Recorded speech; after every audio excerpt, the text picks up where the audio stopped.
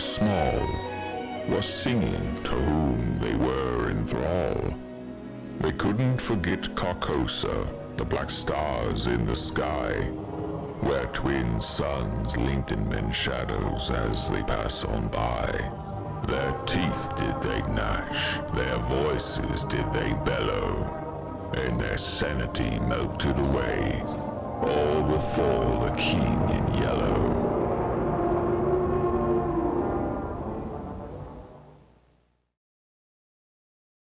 So what do you guys remember about last session?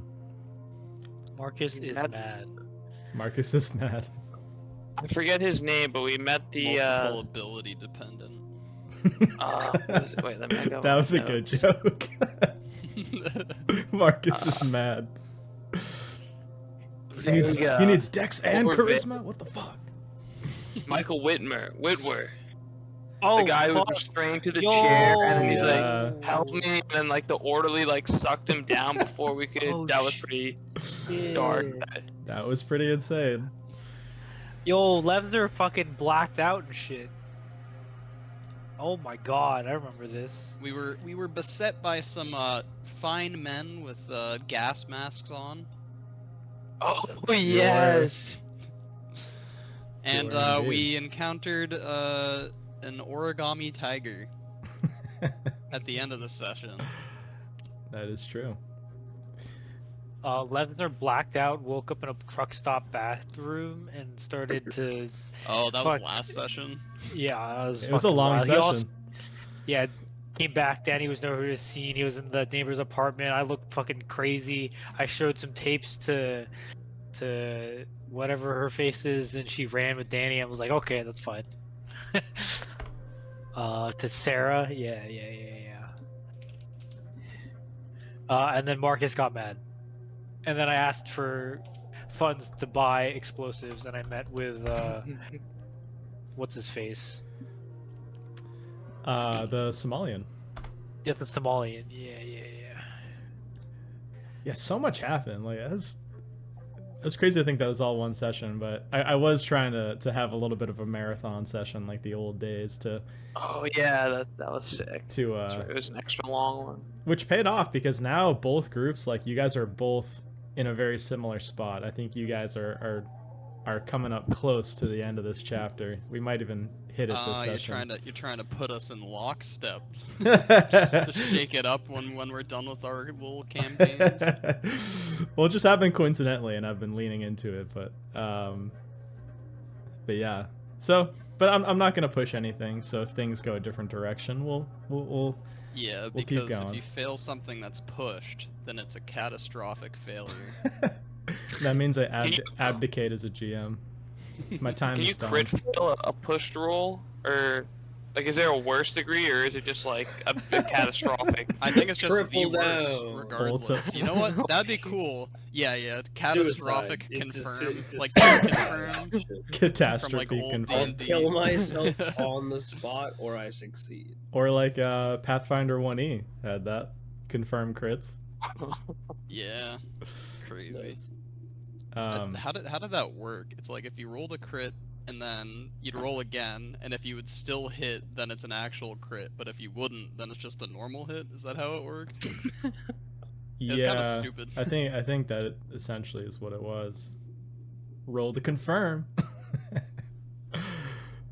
Cooper. That does seem like a Cooper thing. All right, but to get us back into it, I think last session the main theme that we encountered was just an unraveling. I think we saw Lebsner and his family, his relationship with his family, as well as his sanity started to unravel. And I think all of you started to find yourselves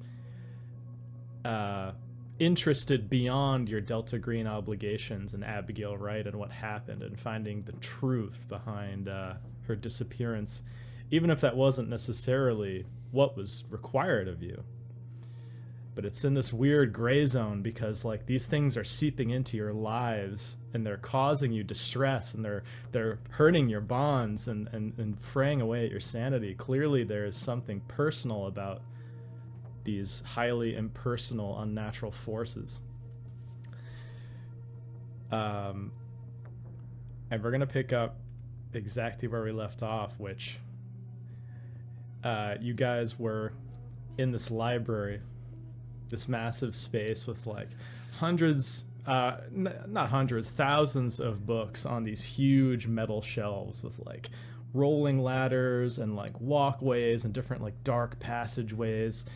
You passed by the remains, like food scraps of some beast, some large cat you figured out, which turned out to be this creature here. Panther. The Manther. The Scanther. Scanther. The Scanther. Which in this moment, Levsner realized that this was the thing that Danny was trying to make the whole time. It's like this like paper mache tiger that has like almost like broken glass in its eyes, like motorcycle headlights, and just like shards of metal that are sticking out from its throat. It's this like horrifying, like nightmarish creature. And in this moment, unfortunately, it's gonna get the jump on you. You're flashing your flashlight through the gaps in the books, and you see this creature come forward. I already had you guys roll sanity for it, but you see that it seems to be a highly intelligent predator, because instead of charging you head on, you see that it actually pads up the bookshelf slightly and then falls backward, and you see what it's doing is it's sending the bookshelf toppling on top of you. And then maybe afterwards it's going to try to pick you off for scraps. So everyone can choose. You can choose to either attempt to dodge out of the way of this thing that's going to come crashing down on you, or try to tank it so you can act on this round. I'm dodging. Okay. Absolutely not. Is anyone not dodging? I'll tank it. I have full health. I don't think you do, Vico. It says I have 13 Didn't we all points. get Oh, fucked you do up actually. last Yeah. Actually, time? Vico. Oh, it was just Levsner who was getting I fucked. have 3 health.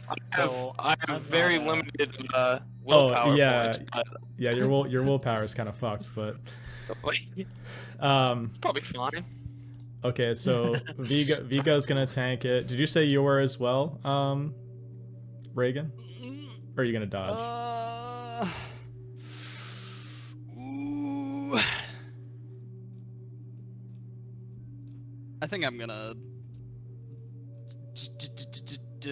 dodge this time. I'm gonna try for it. Try to dodge. Alrighty.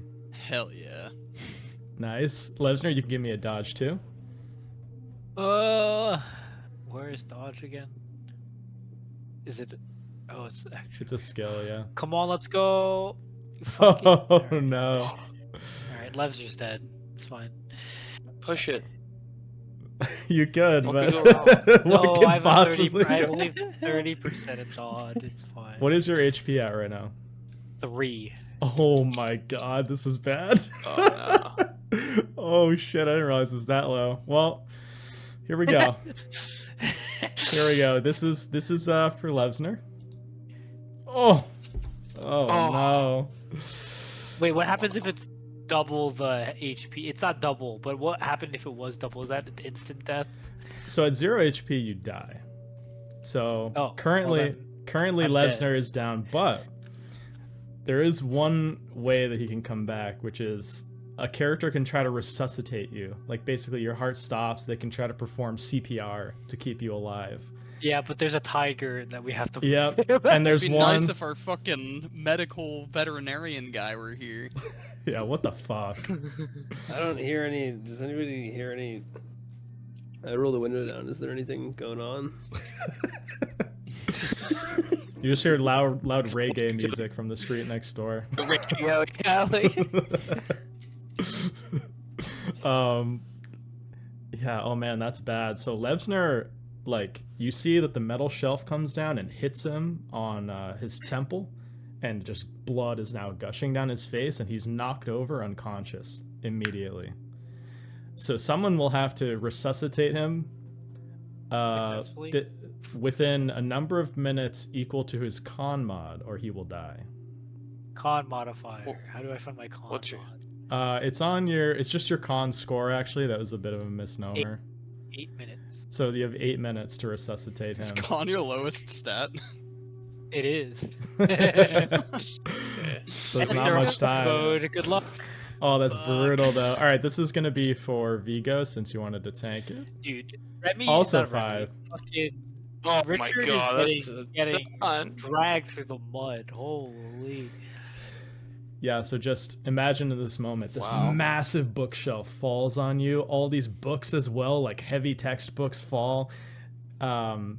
Vigo, you just completely lose sight of the other two people you're with. Like, you're just covered in books now. But you hear the sound of this thing snarling and moving. I'm going to change the music here, but first, I'm going to roll a die just to determine which one of you this thing is going to go after. I'm going to leave it completely up to chance. This could be bad if he goes after Levsner. This could be real bad. Oh. Okay. Not So Danny's drawing. it would be darkly fitting though, but Yeah. Okay. So I'm gonna do 1 to 2. Let me see. I'll do 1 to 2 Vigo, 3 to 4 Levsner, 5 to 6. Give me a Very good. 3. Give me a 4. I want the story. Oh, Oof. This fucker. okay.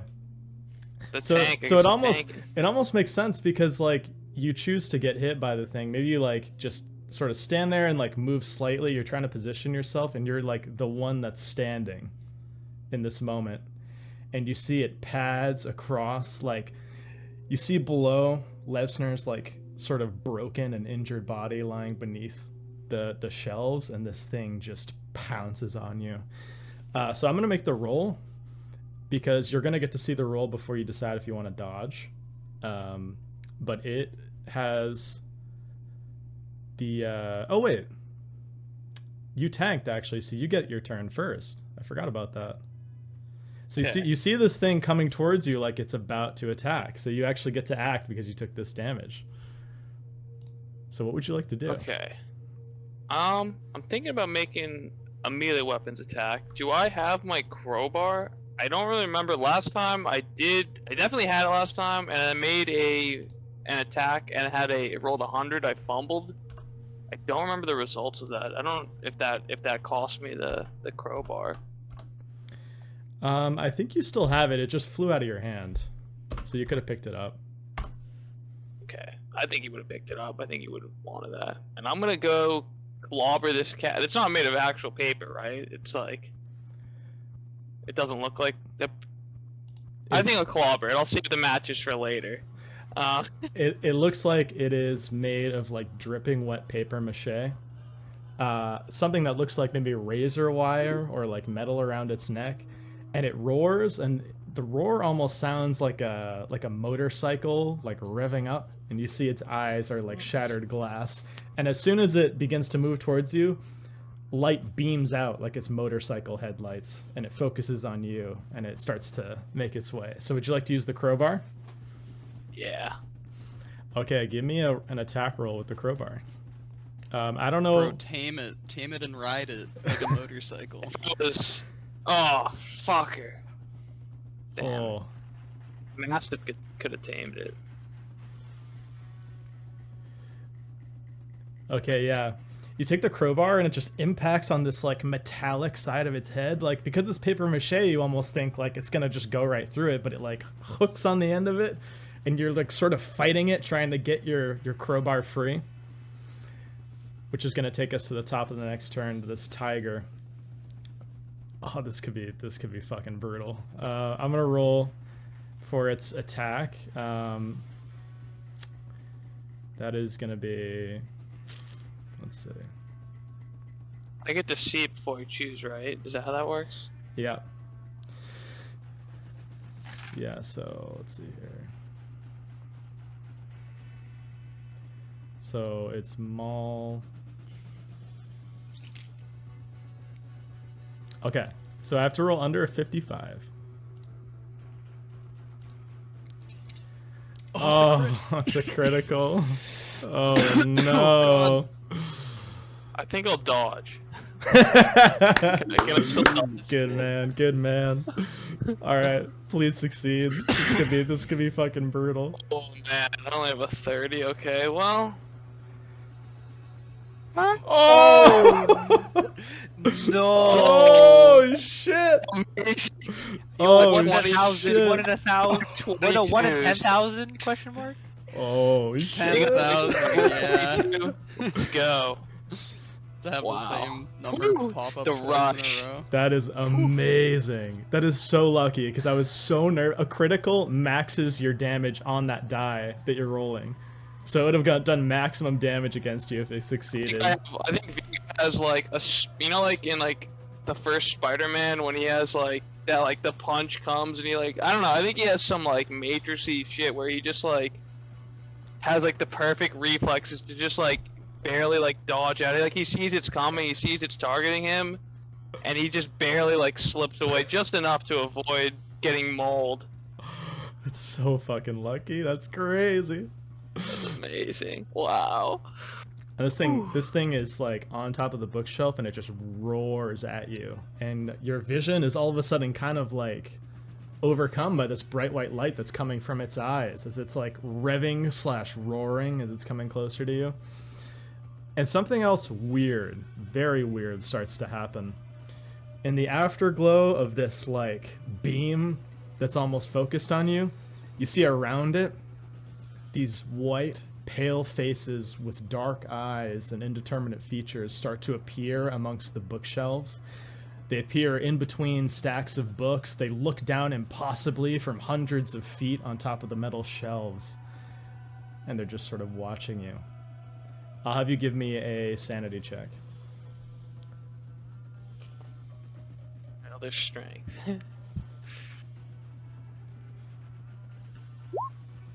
Oh. Okay. My God. So you're just going to subtract 1 from your sanity. Ooh. Oh, okay. Are these faces like corporeal or incorporeal? It's hard to tell. All you see is just the white faces. It's sort of like an afterglow effect. Like, you know, you look at a light too long and you see like light leaks. And everyone else that's there sees that Vigo's face begins to glow. So that is the tiger's turn.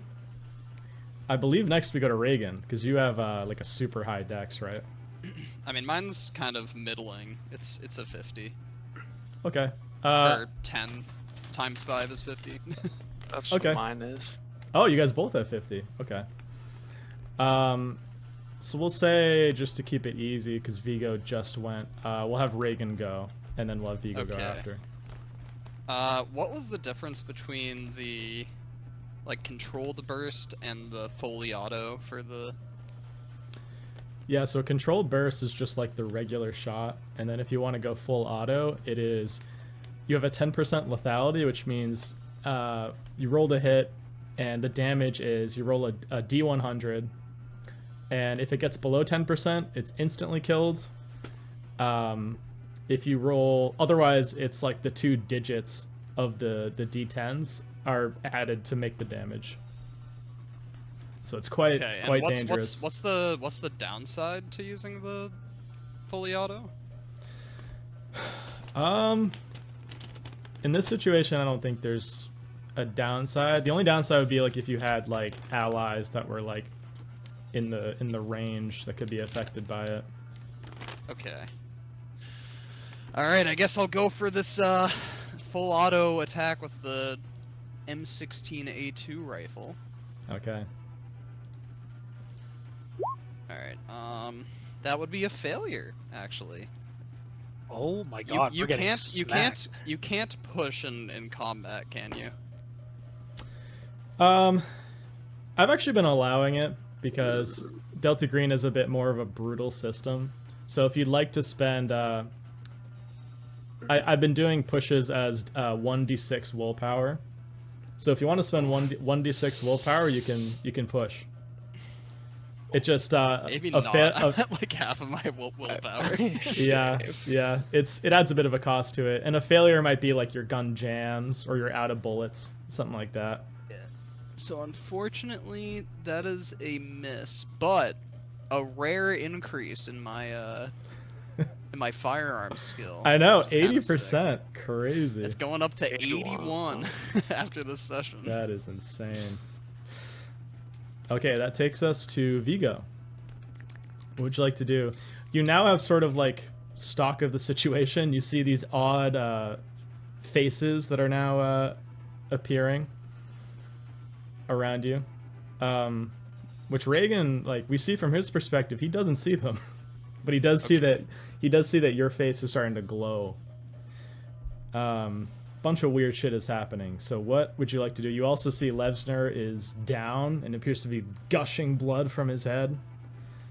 How much time does each turn take in Delta Green? Because you said you had 8 minutes. Like, has it been a minute yet? It doesn't actually say specifically, but it can be anywhere from like 6 to 10 seconds. Okay. So I'm gonna deal with the tiger first then. Yeah, I mean, my best chance for combat is gonna be a melee weapon, so I'm gonna make another attack with the crowbar. Oof. Oh, brutal. Would you like to push? I'm running kind of low on. You are. I don't want to risk the negative consequences, so I'm gonna stick with the 90, the failure. Okay. And unfortunately, as we close out this round, you guys are both going to subtract 1 willpower, as this is now like an extremely high stakes fight that's going on, high adrenaline. What happens if you tick down to 0 willpower? Or does that mean you can just spend it for free?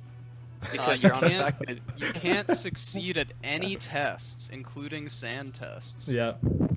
Sooner or later, you fall asleep, regardless of any disorders or stimulants, long enough to regain willpower. Yeah, exactly. Oh. You basically have a mental breakdown at 0. Oh. So that could be like, you know, immediately like collapsing from exhaustion. It could be like you're just standing in place, like just like shivering, having like a panic attack. But yeah. Reagan, you have something else that happens on your turn as well. You start to hear a whispered conversation coming from the bookshelf behind you. You clearly hear, with your alertness, a man say, "The Patsu, that's the way out." The Patsu? The Patsu, that's the way out. What the fuck does that mean? And you see just vaguely the silhouettes of 2 people standing behind the bookshelf to the other side of you. The one that isn't collapsed.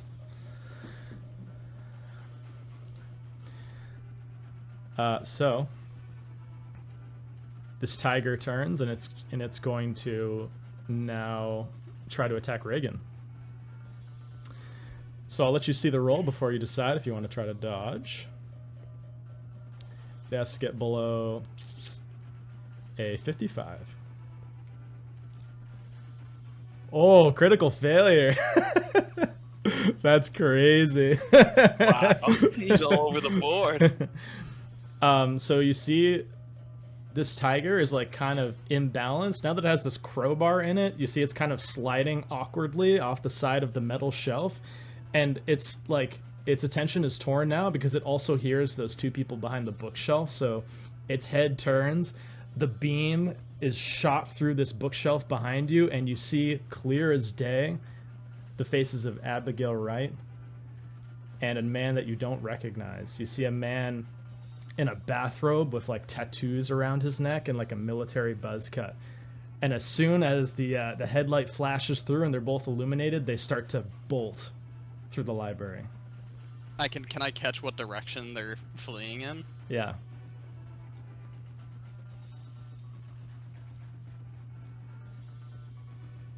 Okay. That's Ooh. Okay. Is it my turn now? It is because it fumbled, so it's back to you.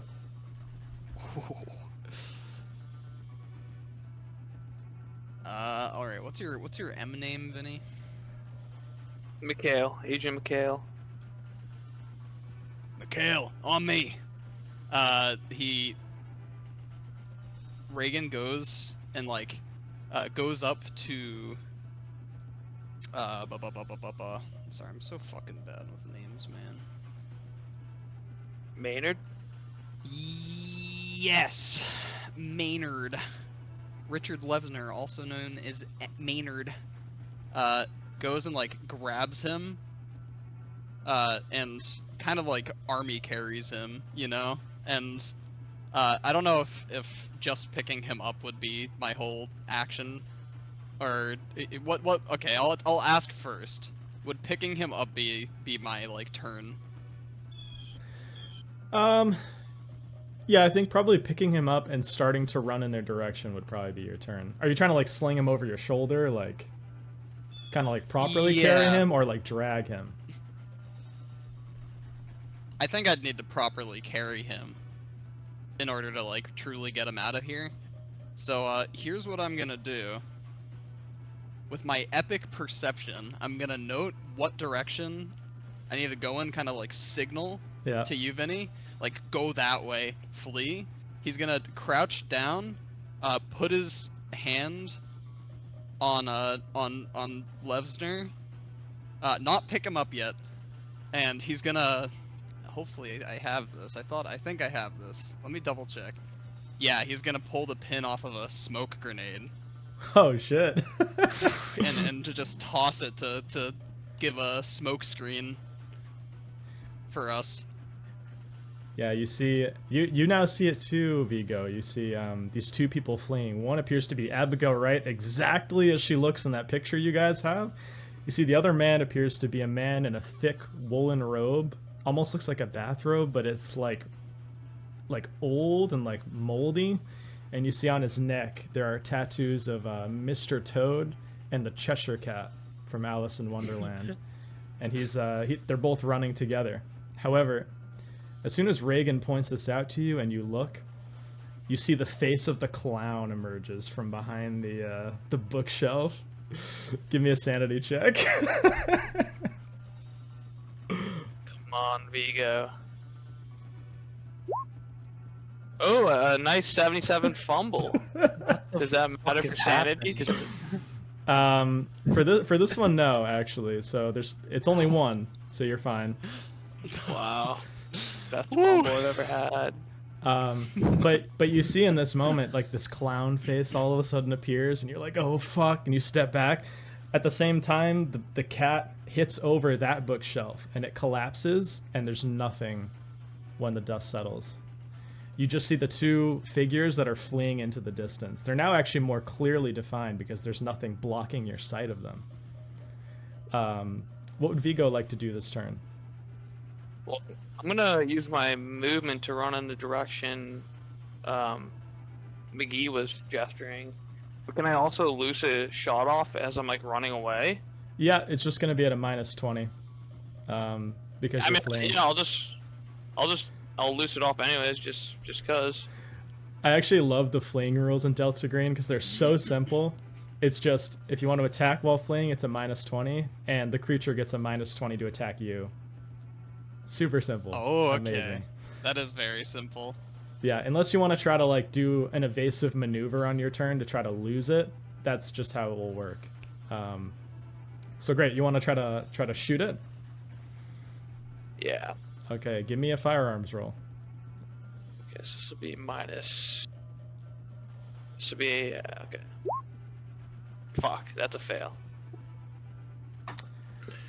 That is a Damn. failure. But it's hard, like you sort of lose track of it as this dust is cast up into the air by this bookshelf falling and loudly hitting the ground, and you just see the shape and poof, you lose a shot and it just gets lost in the darkness. Wait, why is that a fail? Because he has a -20. Because it's minus 20, because I'm fleeing. Oh my. So he actually needs to succeed on a 21. 21. 21. And now those voices, those faces that are appearing in those bookshelves appear to be these like shadowy, like wispy forms, and they all start to speak to you. You hear them, they almost have like childlike voices, and they're saying, "Come and see. Come and see." And they appear to be trying to beckon you in a different direction than Abigail. It's like sort of on the east side of this library. But that takes us back to the paper tiger. Paper tiger is going to try to charge and is going to try to maul Vigo, who just shot at him. He's going to have a minus 20, so he's going to have to get under 35. So unlikely, but we'll see. Oh, he hits though. Would you like to dodge? Yeah, I'll dodge. Okay.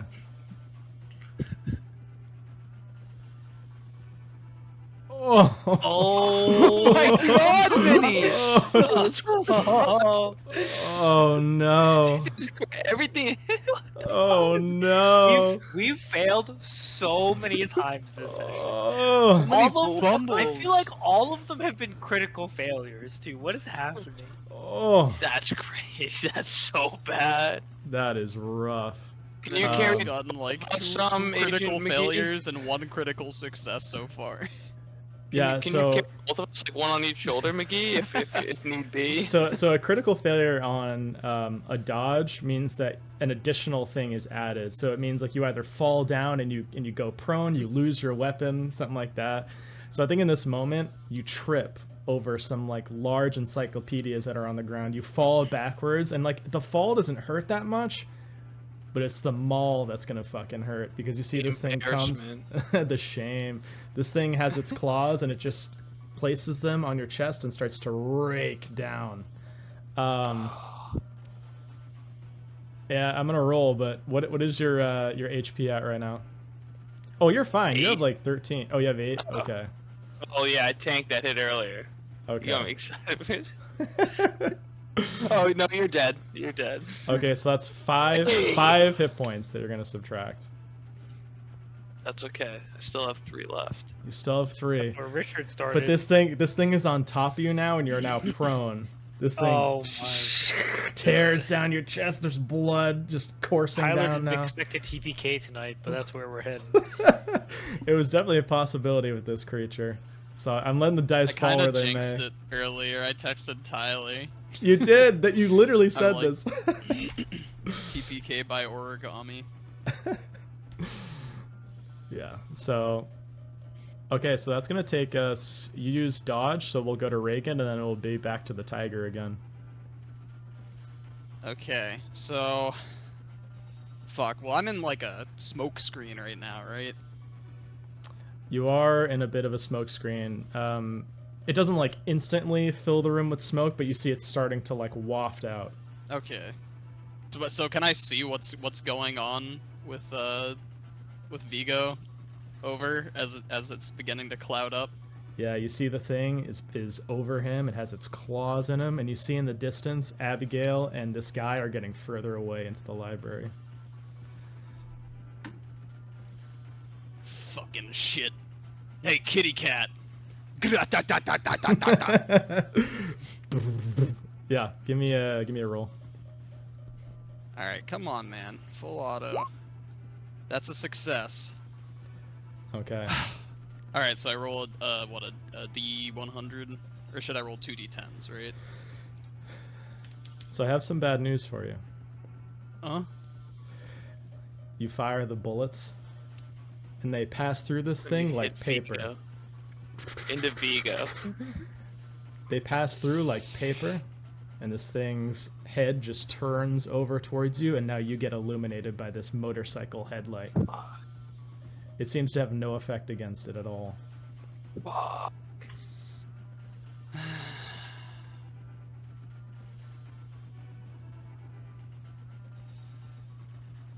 Okay. At least I got its attention.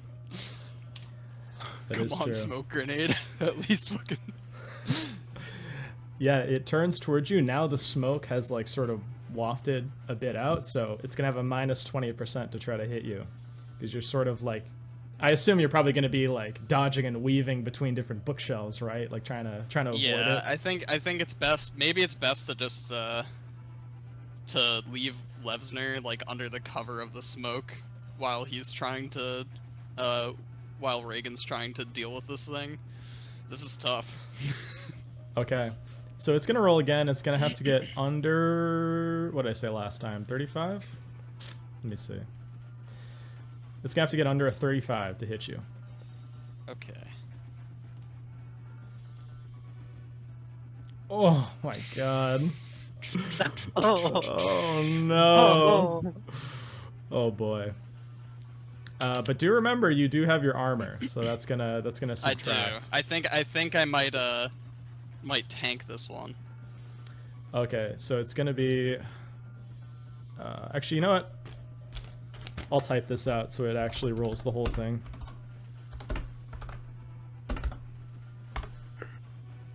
Six damage, so Okay. no damage. That's to you. reduced to nothing. Yeah.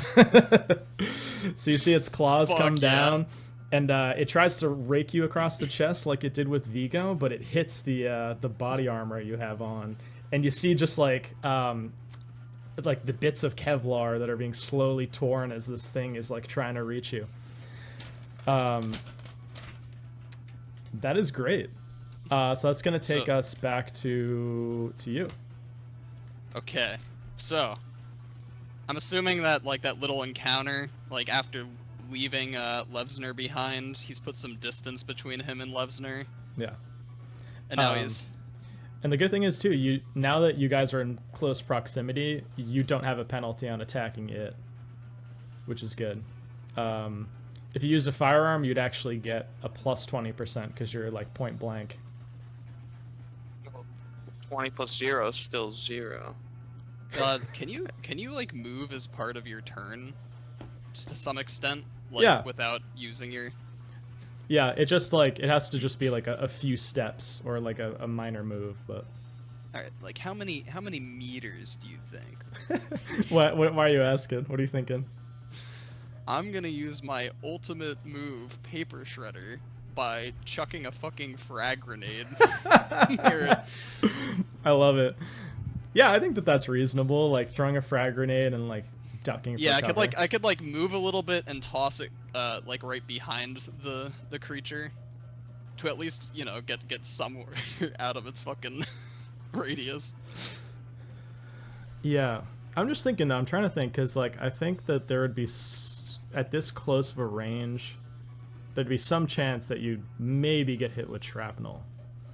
So I think maybe what I would say is I'd give you a dodge roll to take like a portion of the damage. Wouldn't be like the full damage, but in my mind, if you're tossing a frag grenade in such a small space, there's a chance you might get hit with some of it. But I'll be out of like the at least like the lethality radius, right? Oh yeah, you'll Which be is like out a of 10-meter radius. Okay. Yeah, actually, I'm gonna check. I don't know what the what damage it does though. I don't have that written here actually. Well, I can find that in the compendium here. So it has lethality 15%. 15. A kill radius of 10 meters. So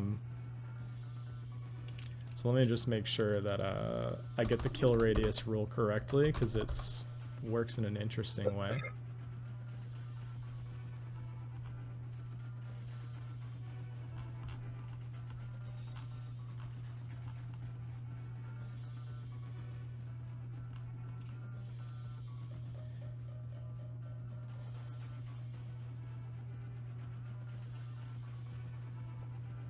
Okay, so kill radius only applies to humans, so it won't apply to this thing, but you're gonna automatically get this is what I'll say. I think this is actually gonna work perfectly. You get a lethality roll, and it just automatically applies to this thing because it won't be able to escape that quickly. And I think if you fail your dodge, you'll just take one of the d10s in damage, the less of the two. Oh, okay. So it's roll the 2 d10s. If it doesn't get the insta kill, you just add the 2 numbers together. Yeah, but I'm just gonna make sure there's not like a throw requirement for the grenade or something. Oh shit. Oh wait, no, it is. Oh yeah, you can Throw click. isn't a skill in this. So let's see, 60. What is that based off of? Oh, it is actually. It's based off your athletics. So if you actually click on frag hand grenade in your character sheet, it should roll it. Oh god. What's the repercussions of a failure? I think it's just gonna be a dodge. You don't hit it, and I you're don't gonna have care. to dodge. Nice. Okay, so you can click on lethality 15%. That'll roll it, I think. Oh! Okay, huge target. I just rolled an 11%. Oh my Huge. god, I love it. I'm just gonna check something real quick.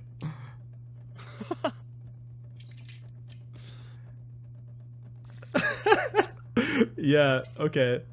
The huge target 15. Yeah, you huck this thing like a baseball, and you see that the grenade actually manages to nestle itself in these 2 books that are right underneath the beast's stomach. And in a split second, there's a loud boom, and just paper mache and scraps of metal scatter across the immediate radius. I'm gonna have you give me a dodge to try to avoid this. Okay. I will. That is a failure. Okay, but you're only gonna it was take 1. fucking Cool. You're only gonna take 1 damage because it's 10 plus 1 for the lethality. Nice. So it's just a bit of like scrap that hits you on the side, but you have blown this thing up in a single turn. This thing is destroyed, and there's this loud boom that echoes across the library. Amazing. That was huge. That was huge. Bro, I'm fucking Rambo. You see parts of it are on fire and like smoking, and it is just wafting in this breeze created. Yeah, Vigo.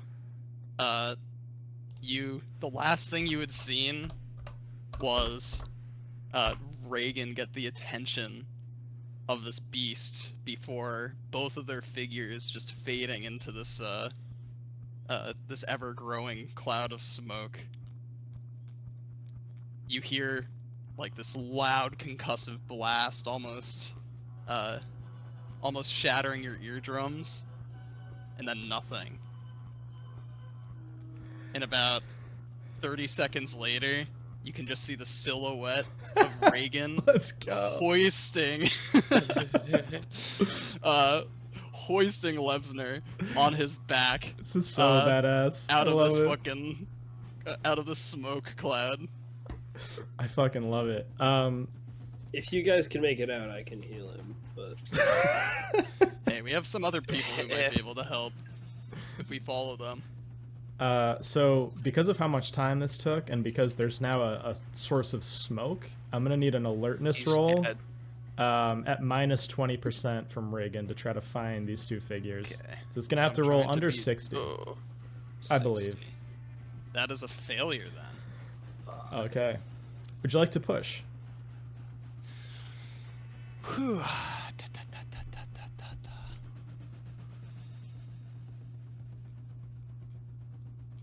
Fuck it, we ball. Oh my god! A Oh, critical one. success. That's fucking crazy. Nice. Nice. Okay. You see on the far side of the library from where you are, you see these 2 figures. They approach what looks like a red door with a gold handle in the library. The guy opens it for Abigail, opens it wide. She turns and makes eye contact with you for like a split second, and almost like hesitating. And then she quickly turns and runs inside, and this guy follows her.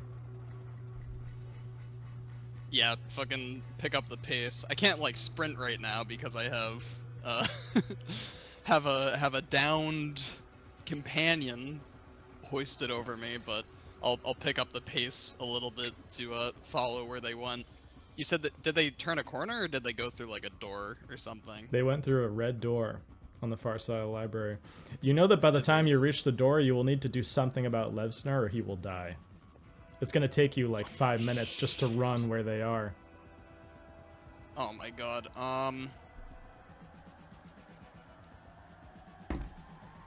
Fuck, I don't have. He goes and he puts Levsner on the ground. Fuck, I don't have much medical training. I've got some. Wait. I've got some supplies, but I don't know what we can do. I have a first aid kit, rubber gloves, a self-applying tourniquet, and hemostatic gel. That's perfect. But I don't have that good skills. So it will just be, with those tools, you can attempt a first aid to try to resuscitate him. If it succeeds, he lives. If it fails, he dies. Here we go. This God, exact what's same your first situation aid? happened to Jimmy last session. Don't tell me what happened. I haven't got that far. Spoilers for the first 5 minutes. Man, yeah, I gotta roll. I have an 11 in first aid. Oh my Oh, I have an god. 11 as well. 'cause Oh I think my you god. did. No. Oh What do you no. think, McGee? Do you have any? What's your first aid? Is it My just first a aid is full 10? exactly the same because I also failed a first aid check. Oh boy. That's scary. You can always I drag roll him it. out to me. Roll it. No, roll it. We don't have. Roll. You don't have time. All right, who's gonna roll it, Seth or Vinny? Oh man. Oh man. I guess I'll Roll it. Roll it. I don't. R.I.P. 07 boys. 07 boys. Oh my god. So we're gonna change the scene slightly in this moment. Let me change the music here.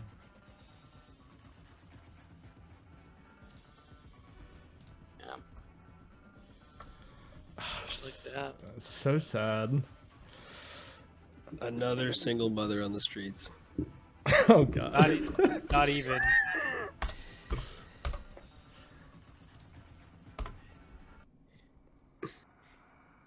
My own son did this to me. I know. He tried to warn I you. was thinking the same thing. I tried to warn you of the horrors to come. Told you we should just blow up the building. Levsner, as soon as you're hit on the head by this book, you awaken on a subway train. You sort of awaken in the darkness before or after a train like enters into a tunnel and before it comes out the other side. And as soon as light begins to fill in from either side, the carriage is empty. And the doors slide open as if to let you onto a platform, and there's just a sign for the stop in New York City, and it just has the letter C, and then the 4 or 5 letters after it are like glitched out.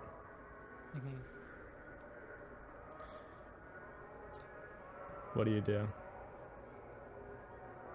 I think I calmly walk onto the train, and then you know how like when you're super tired and you like the seats on the subway don't go like high enough for you to actually rest your head, so he just kind of puts his head back on the railing of the chair he sits in, and then just kind of looks up at the top of the subway car or the train car.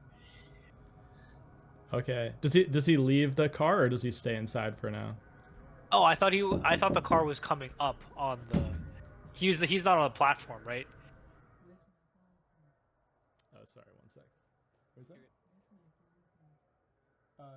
on the it's downstairs. C is for Carcosa. Sorry, what'd you say, Ryan? He's not on the platform and the train is arriving. He's already on the train. Yeah, he's already on the train. Oh, okay. He's gonna just stare up at the ceiling and continue riding the train. Okay. It doesn't move. It seems like this is the last stop of the line. All right. I will get off the train. As soon as you get off, the train folds like an accordion on itself until it's like maybe just 5 feet in width. And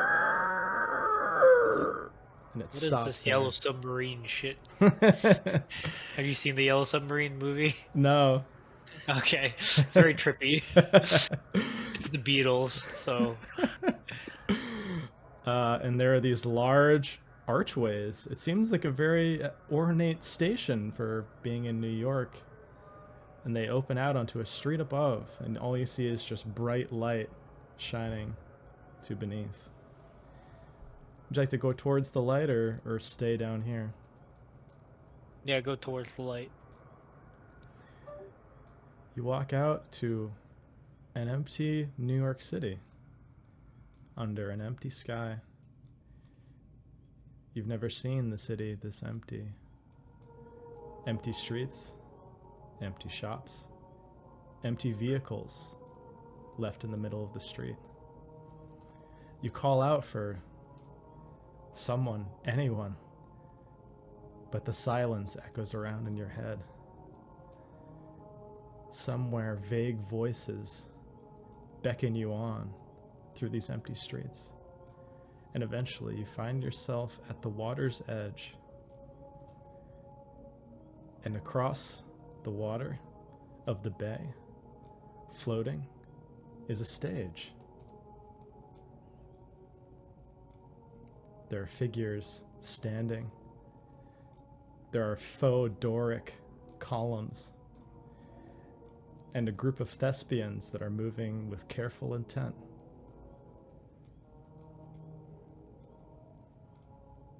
What do you do? What are thespians? Theater actors. Oh. I'll just watch them, I guess. Each of the figures is dressed in purple and red and green, and they're enunciating lines that seem oddly familiar to you. It's the King in Yellow. They're doing the play. You feel calm, detached, almost peaceful. And as you stand there, the stage is floating towards you, little by little. Or is it the world that's moving towards the stage?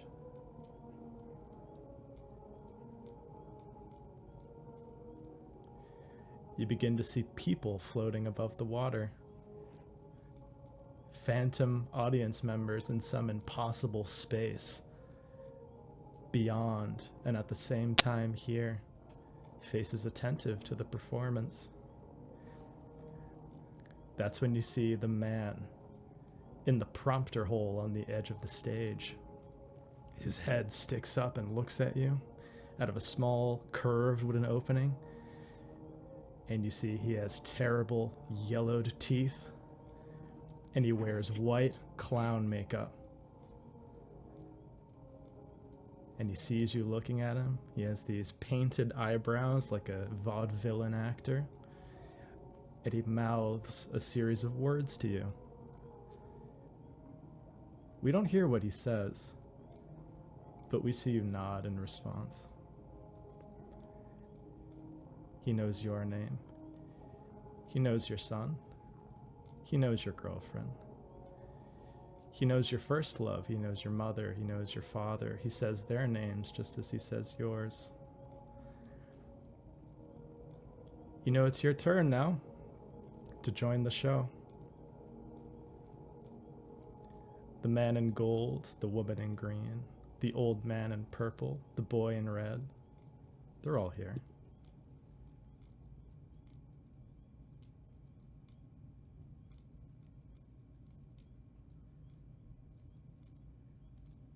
What does Levsner do?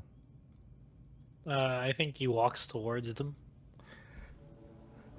Okay. I'm going to send you a list. Mm. Because death, specifically in the night floors, is very different from normal death. So, I'm going to send these to you. You just tell me 1, 2, or 3. Okay.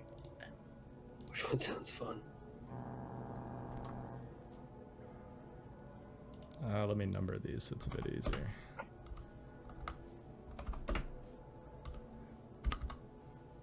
This bit is getting difficult, Caleb. Yeah, dude, I mean, like, we're pushing excruciating.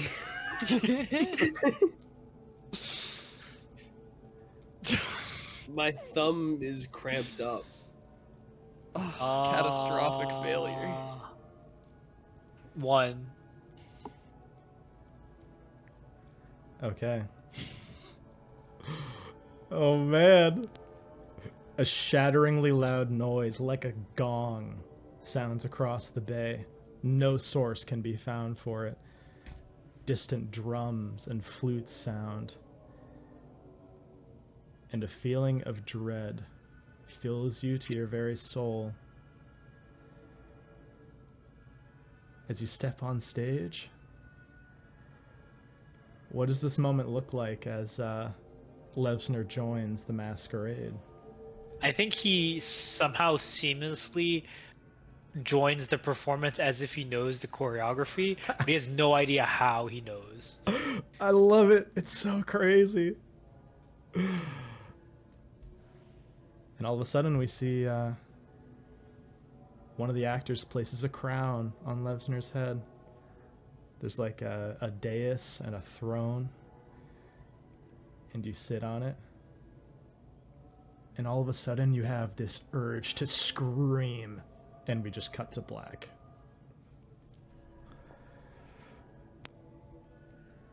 R.I.P. Levsner. R.I.P.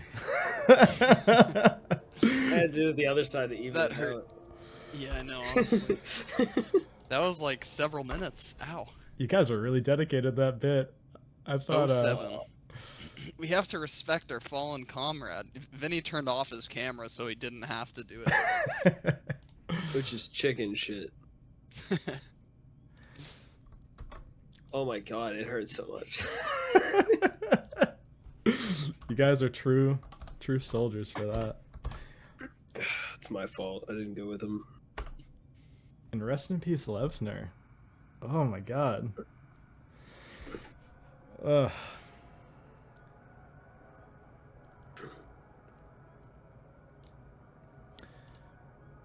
Don't worry, Ryan. Derek's still alive.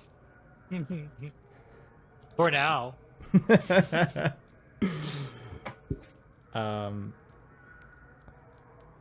yeah, Vigo, I don't know if you're here, Vinny, but Vigo sort of stands over Levsner's body Prepare. as he dies in your arms. And I'm gonna have both of you make sanity checks for witnessing that. Your fellow agent die in this brutal way. Oof. Just succeeded. I guess Reagan's too used to Yeah. this. I didn't even want to pass that one. Okay, so you're gonna take 5 sanity damage. God, I'm depleting all of it. I'm getting close to my breaking point. Again, a second one. And still, almost tauntingly, those voices are calling out to you. Come and see. Come and see. Come and see. And there's just blood issuing down from Levsner's head as his body just slumps to the ground.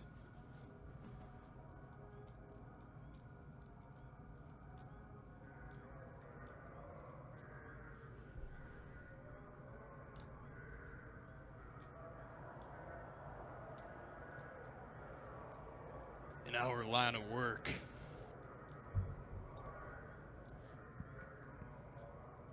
these these things are expected.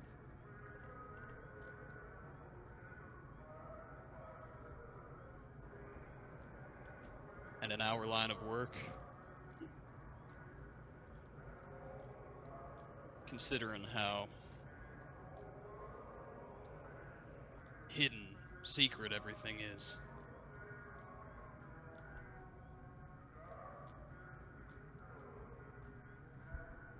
It's easy for those fallen to be forgotten.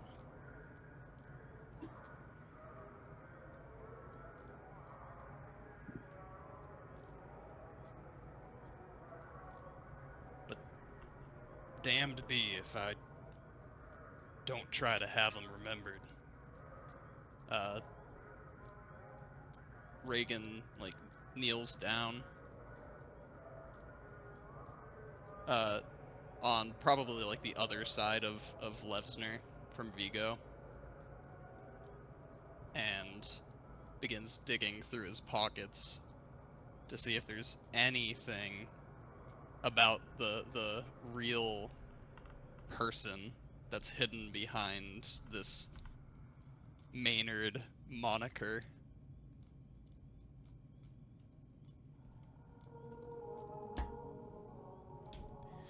Yeah, does he find like a wallet or anything, Ryan?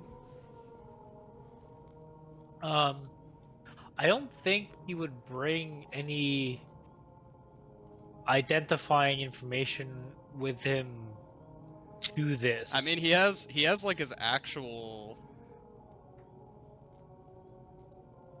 He has like his actual like FBI identification, right? Because he didn't actually need a fake one.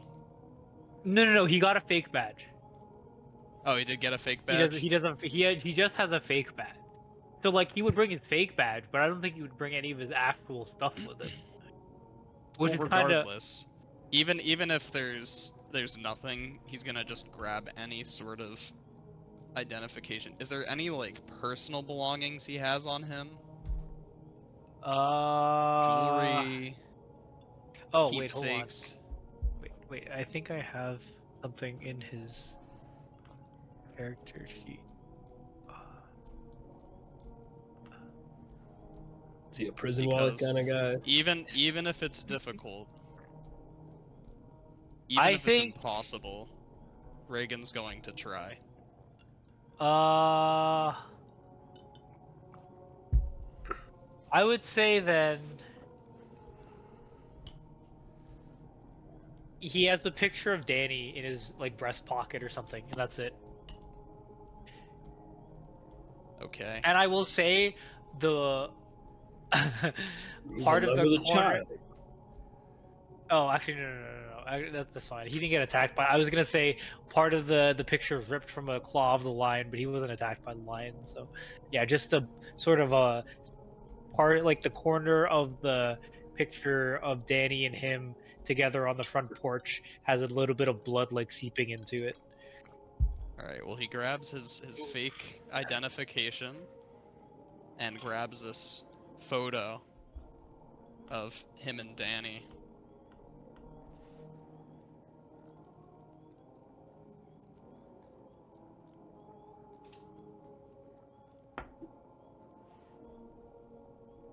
Okay.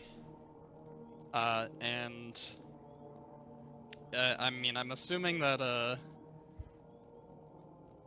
that Mikhail, Agent Mikhail, is in a sort of a state right now, right, Vinny?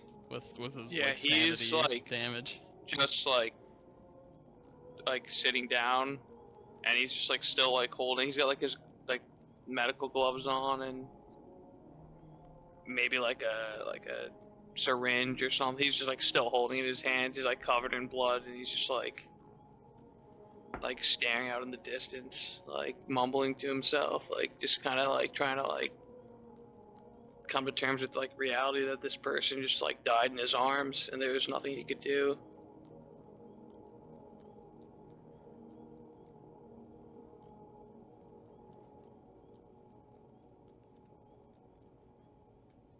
I'm getting a little tired of doing everything we're expected. without anything in return.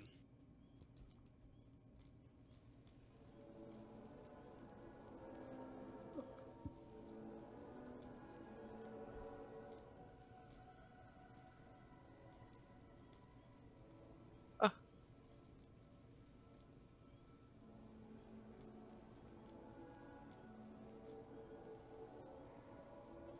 And even if it hurts, even if it kills me in the process,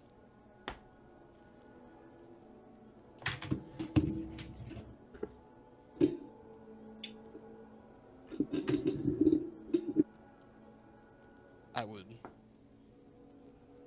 rather face that pain than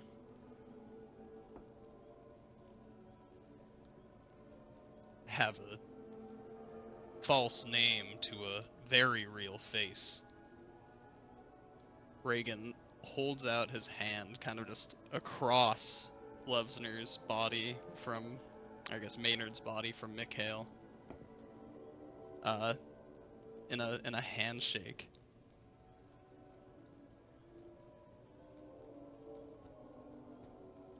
I'm Reagan Jones. Oh shit.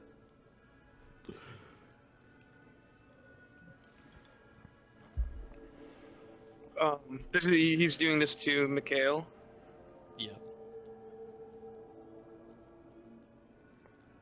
He's just gonna look up at him and look him in the eyes, just like, I thought this time was going to be different. I thought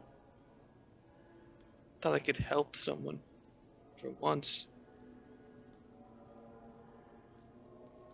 And he's gonna take like a few seconds,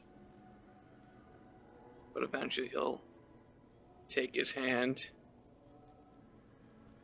And I think maybe like Reagan would like, cause like Vigo's like sitting down, so I assume like, you know, Reagan would like kind of like pull him up and he'd Yep. say, "I'm Vigo."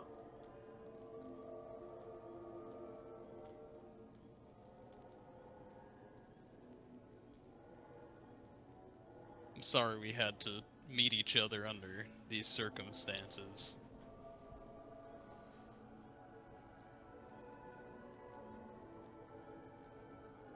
But just know that I'll never forget you.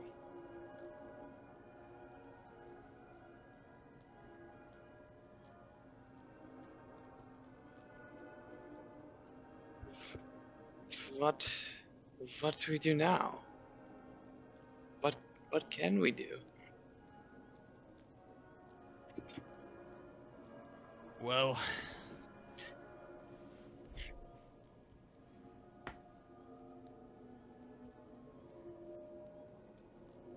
seems our shit luck continues because I believe we just saw the missing woman who put us into this mess in the first place. Beyond that door.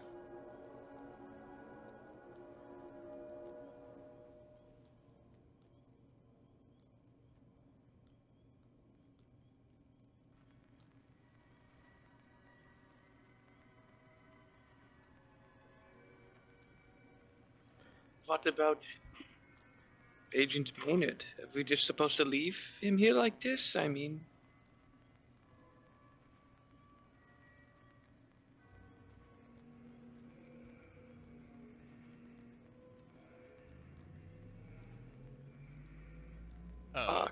Reagan kind of just looks down at Maynard for a moment, kind of contemplating what you said.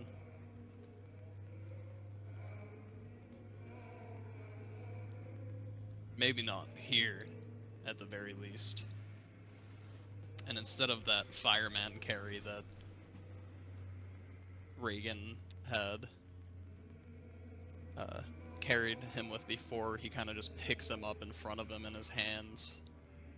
His lifeless body just slumped over in his arms, and he begins walking towards that door.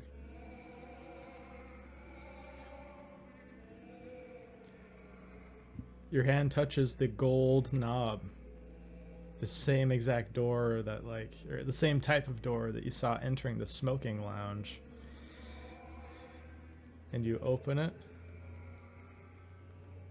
and you see a hallway of apartment rooms, and at the very end, 6A.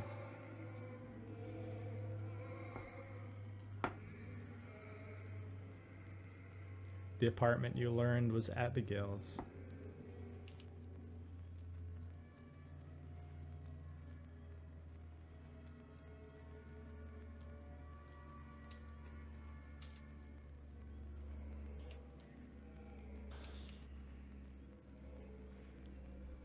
Whatever's beyond that door.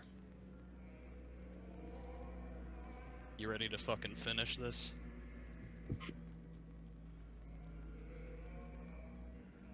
Yeah. The only way out is forward.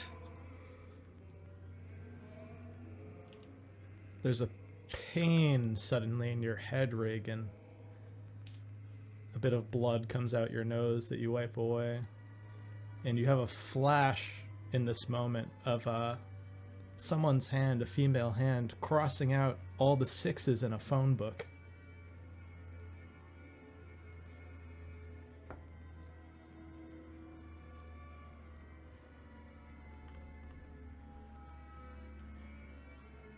Well, that would be Abigail.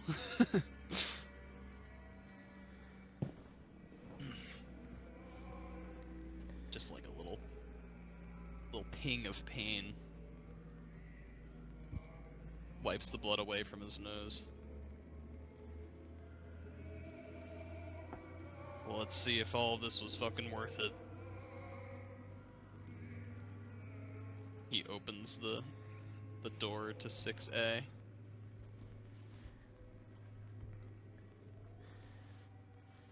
There's this bright light at first that is cast across your face and across Vigo's. It's not like the sort of yellow bulbs of this hallway. It's like this bright, white, sterile light. Too bright for this room. And it slowly gets brighter and brighter and brighter until it's blinding. And both of you feel this intense, almost like sinus congestion, maybe like an intense migraine headache that overtakes you.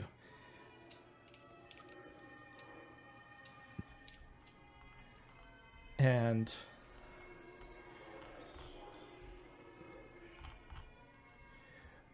in this moment, Reagan, you blink your eyes, and you're driving a car down the street in New York City. The sun is shining down, catching the road. There are crowds of people scurrying across pavement, dodging each other, weaving, music, discordant, loud laughter. And there's a lady in the passenger seat. She has her hand resting on your arm. You see the back of a blonde woman's head.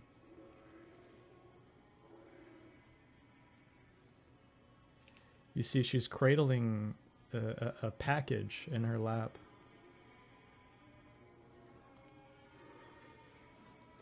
And it's still blurry. It's sort of like that feeling when you're just waking up from a dream.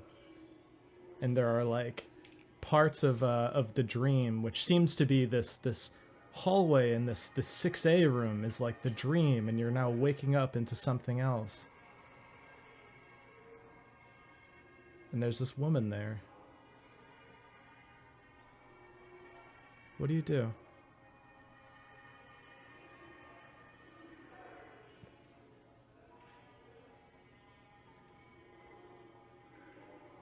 And is it just like the normal bustle of the streets, or is it like chaos?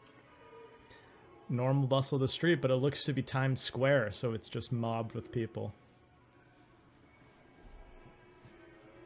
I feel like this sense of panic just arises in him to just be woken up into the scenario and he slams on the brake, probably causing whatever.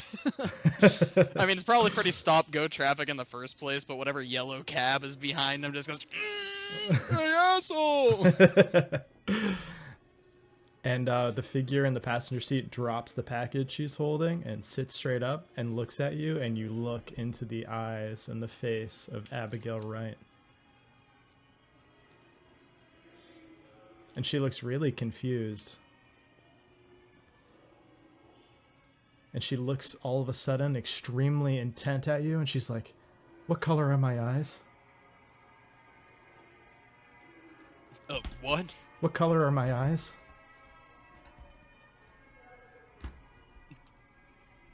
I don't see why that's important. What am I doing here? What color are my eyes? What color are her eyes? They appear to be blue. They're blue, damn it. Now just answer my question. Where are we? What are we doing?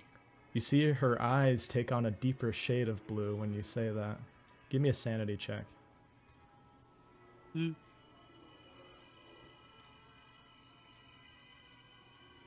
Oh Good time shit. for failure. So I just- like the failure here. Just one. She says, "That's right. I almost forgot. You need to keep driving, remember? The people, they need to see." And she opens up the package, and you see in it a red book.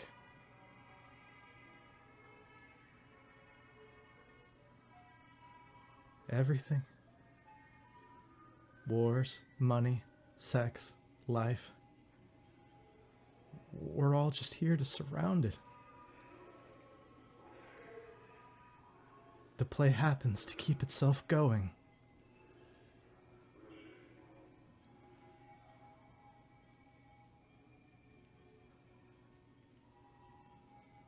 Just put your foot on the pedal.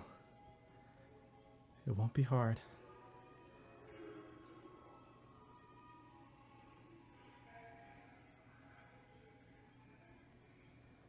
Outside, there's laughing, sunlight, people happily moving.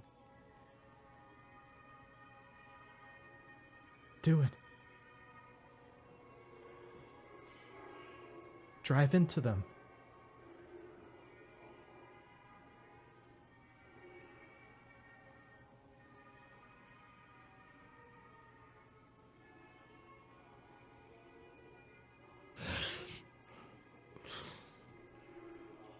Do I feel compelled to do so?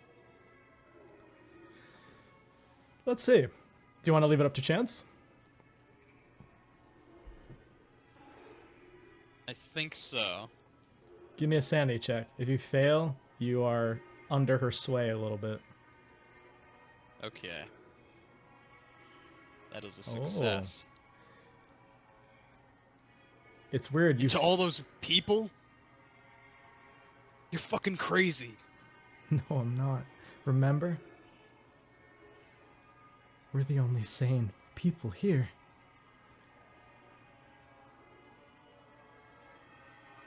Just turn the wheel and close your eyes.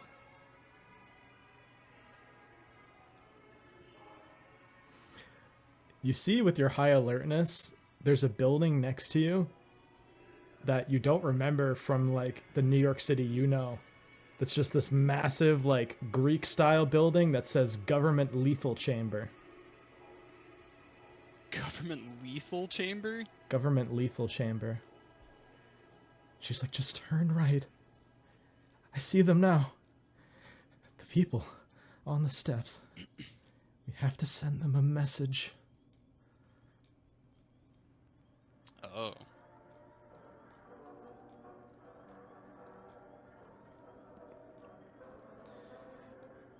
But in between you and these government officials, there are countless innocent people that are enjoying Times Square.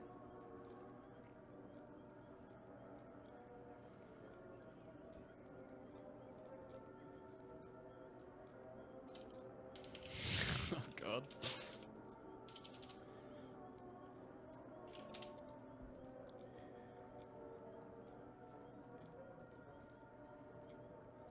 Reagan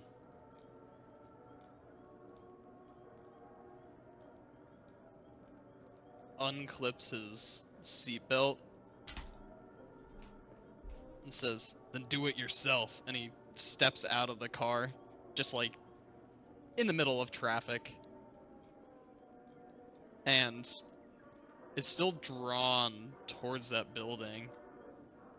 This has to be, even though it felt like he was waking up into reality, dreams often feel like reality until you wake up from them. So he assumes this must be a dream. Yeah, and sort of in like a dream logic, these two men come up to you that they're police officers, and they're barking something at you in a language you don't understand.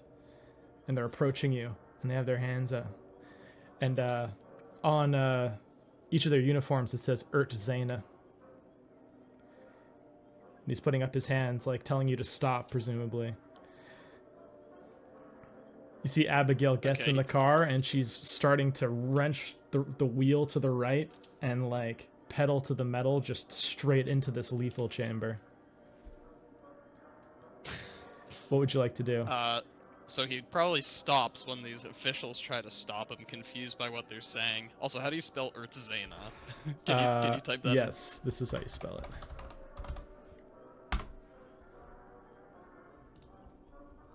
Thank you. I feel like we've heard that word before.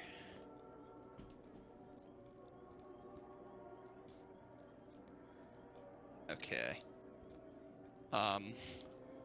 He kind of steps back, still confused by whatever dream he's in, sees that Abigail goes to like drive into this building, and if Reagan's in the way, he's gonna jump out of the way, and maybe you said there's like civilians, right?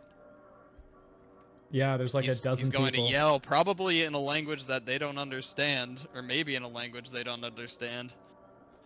Get out of the way! And just try to like grab someone at least to pull them out of the way of this.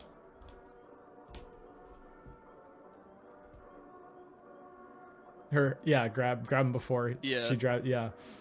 Yeah, we just see like your hand reaching out, grasping someone tightly and pulling them away, and then we just see colors. We see red, we see yellow, we see white.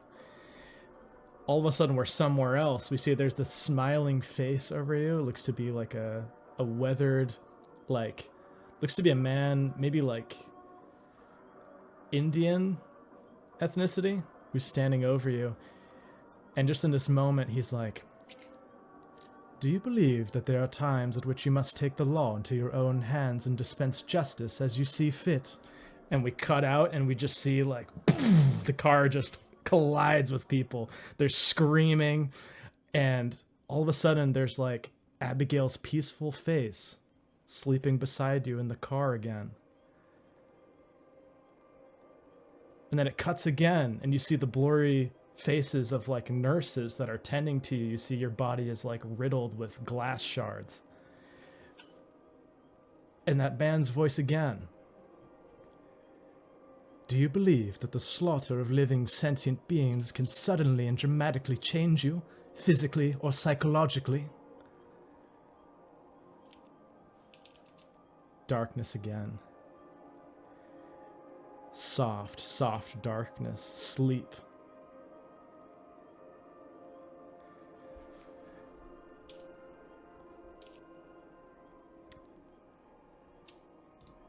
And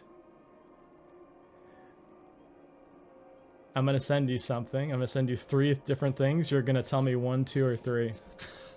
Okay, guys, I'm joining the...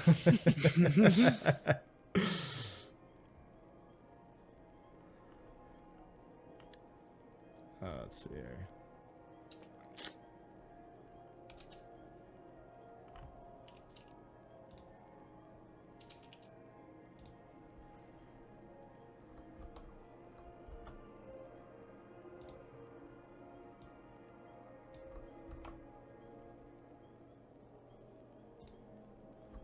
This is fucking crazy.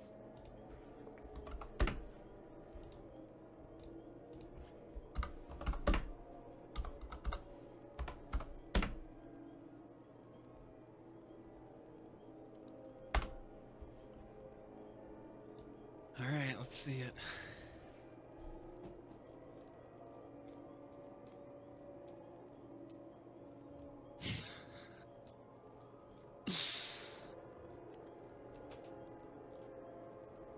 So you tell me 1, 2, or 3.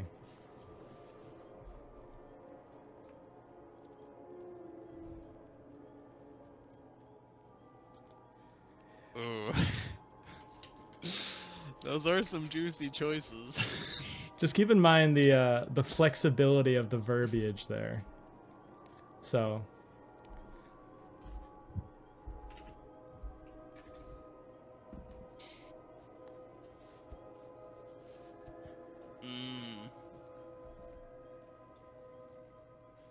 Oh yeah, I should look at the actual name of what it's called too.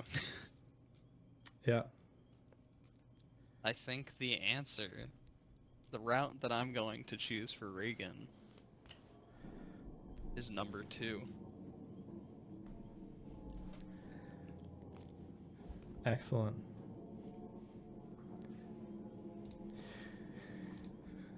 We cut to Vigo. All of a sudden, you wake up like you're in a midday nap. You see the blank screen of your office computer in front of you. And it looks like in your sleep, your hand hit the keyboard and just like typed something out.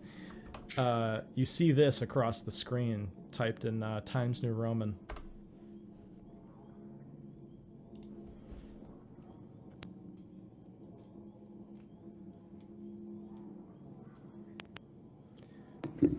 Yo, it sounds like today might be the day.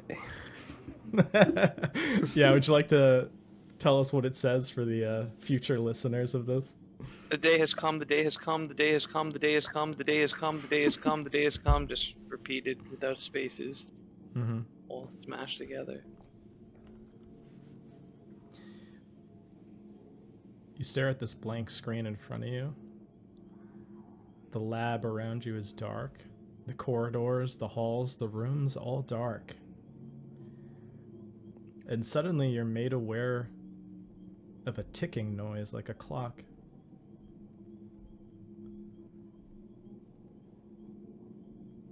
What do you do?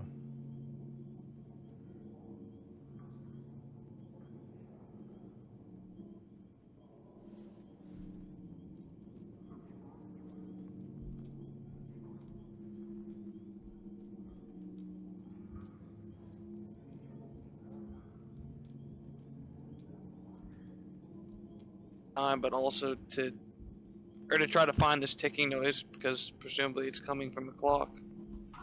That would probably draw his attention. Yeah, you do see, oh, sorry, one sec. What? Oh, thanks. Got some cough drops. Candy. Candy. You see that there is a desk clock at Riley's desk that is ticking. But instead of the numbers 1 through 12,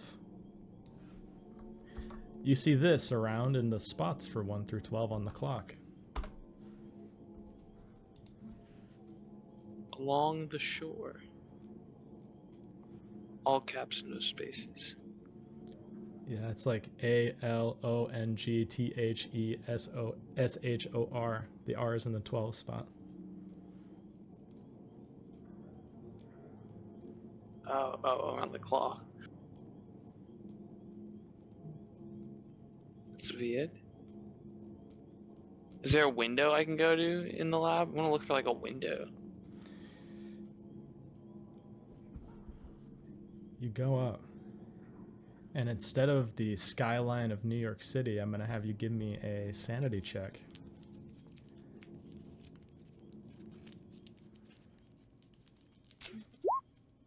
Success. Hey, nice. Finally. You see and said there is a deep, dark lake welling up amongst the folds of a featureless, pale landscape.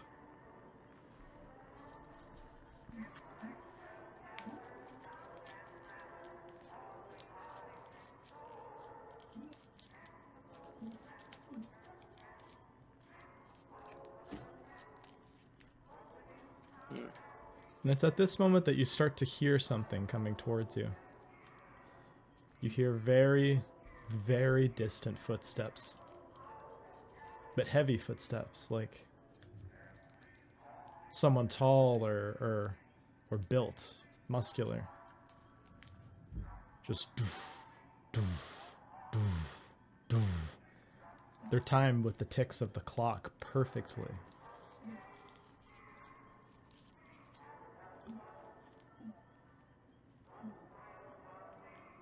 What does Vigo do?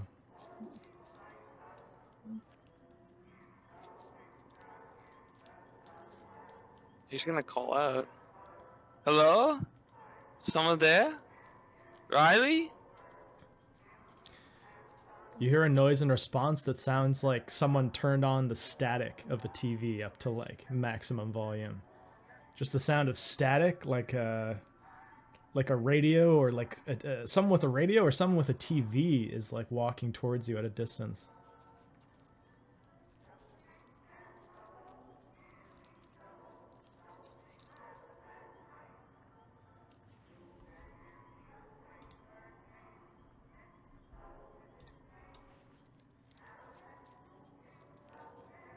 I'm gonna like maybe walk behind some of the I don't know if there's like enclosures or tanks. Just to see if like like I don't know, just to be behind something and just like to notice like the sound that like oh it's probably just someone walking like around, probably not like towards me, And I think you're just gonna like go around like the lab and just to be like, ah, it's probably nothing, and just to try to not think about it. Is he trying to hide or just like walk away? I don't think he's trying to hide. Like, I don't think it's like he's thinking it's like a threat. I think he's just like, but he has like a general uneasiness. So I think he wants to have like something between them. So, and also to something else to focus on. So I think he's gonna go away towards some enclosures or like tanks, and hopefully the sound just fades into the distance and he can forget about it.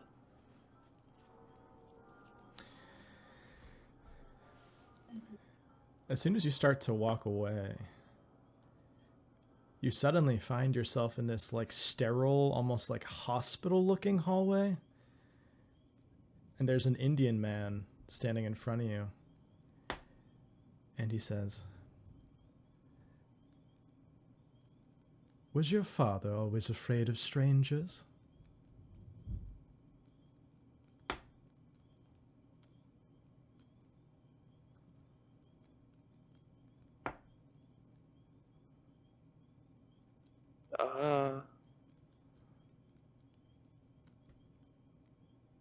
What? How many people have you killed? No, I've never taken a life. What? We cut back and you're sitting at your desk again.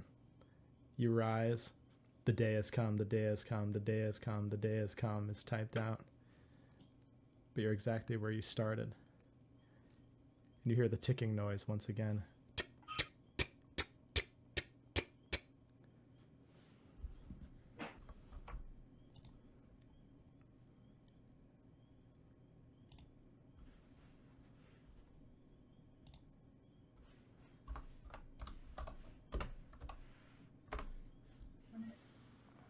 What do you do?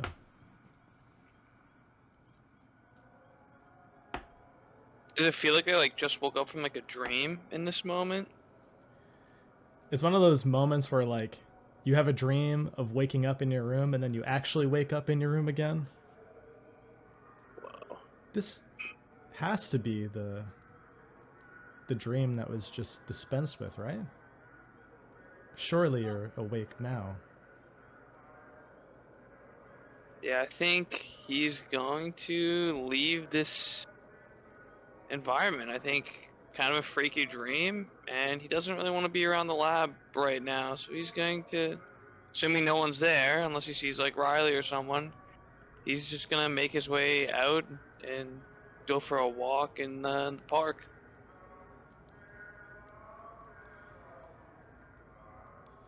You start to head down the stairs, and you once again hear those heavy footsteps. But this time you see their source, now that you're actually trying to get off this floor.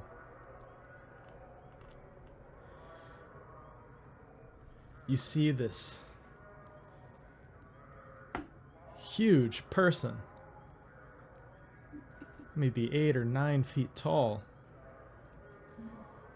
hunched over, massive form, alone, wearing a white mask and a yellow cloak that appears to be tattered. You see this bent and twisted crown on its head.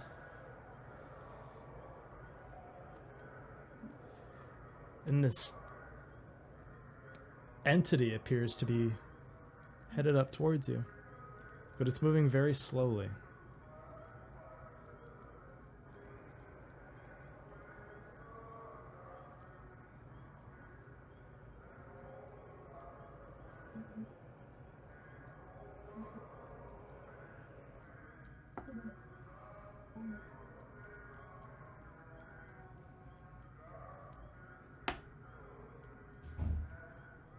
Does he seem familiar at all? Do I get that sense? He does seem weirdly familiar to you.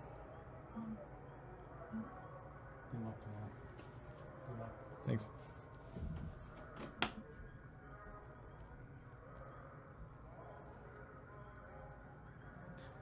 Like something you've seen in a dream before.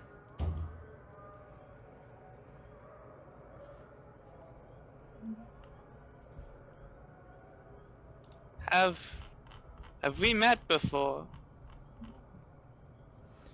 You now hear that static noise is coming from behind its mask. And as it moves up towards you, you see that reality itself seems to warp and twist around this figure. Every step it takes up these concrete stairs make them ornate wood. You see the banisters, or the handrails rather, start to become these like gaudy wooden handrails you'd see in the late 19th century. And he seems to bring both paint and vibrance, but also discord to everything he touches.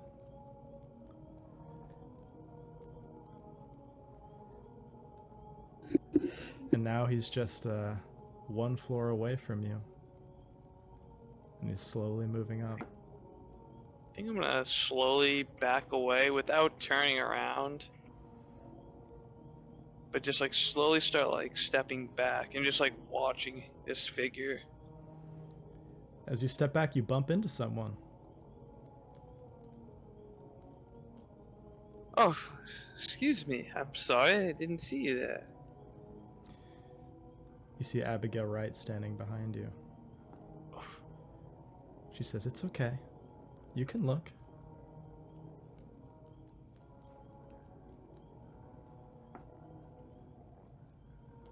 Does she seem familiar to me in this environment? Yeah, you have this vague memory of like having a dream of her, like you were trying to find her. She had some significance to you. But it's like trying to remember a dream, like you remember like bits of it, like you were maybe a cop or something in the dream. You had other cops that were with you that you were trying to find her. But it's so bizarre.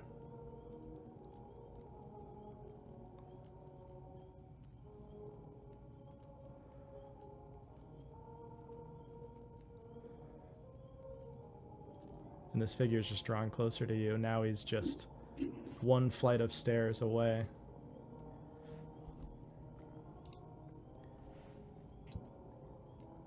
And she's like, you can look. Don't be afraid. Wait. I know you. I know.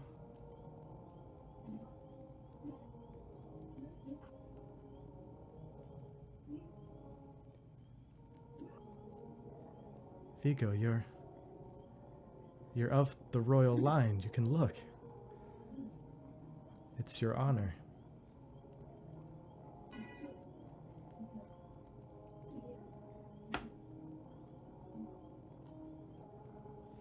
Like she's saying this like we're facing each other, right? Yeah, and this thing is 4 steps from you now.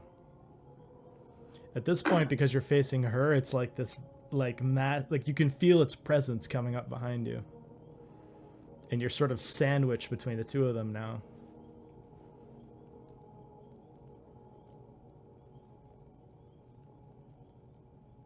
Just look. Look at his true face. I don't want to. I can't. I don't have my glasses. Okay. Do you try to, like, make a way away from them? Do you try to just, like, stay where you are? You could potentially try to, like, run around her or something, or run around. Yeah, I was gonna try to like kind of like get around her, or maybe like walk past her and like push her behind me, and be like, I gotta get out of here, and like just like not aggressively, but like just like push her as I'm like I gotta get out of here, and just like kind of push her aside and You push her try to get out of aside, here. and you hear the honking of a car horn, and you turn, and all of a sudden, you're in what looks like New York in the 1950s. You see people around you, women in long skirts, dresses, makeup, cars that look archaic. Every man around you is wearing suits with hats. Give me a sanity check.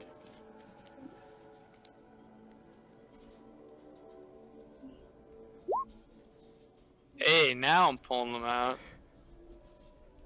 Nice.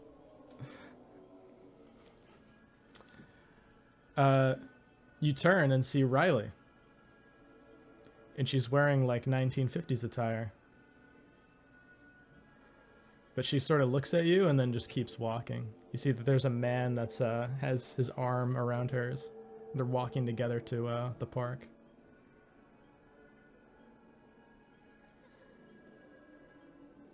Riley, wait! It's Vigo.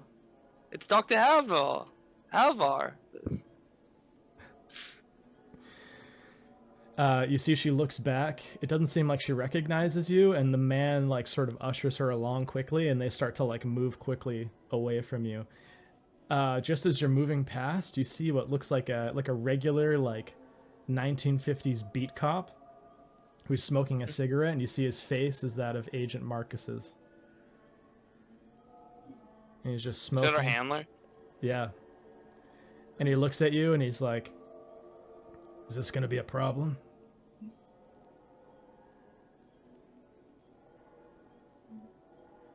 Or are you gonna fuck off? I'm just enjoying the day today, officers. I don't want any trouble. Well, go spend your day down there. Away from these fine people.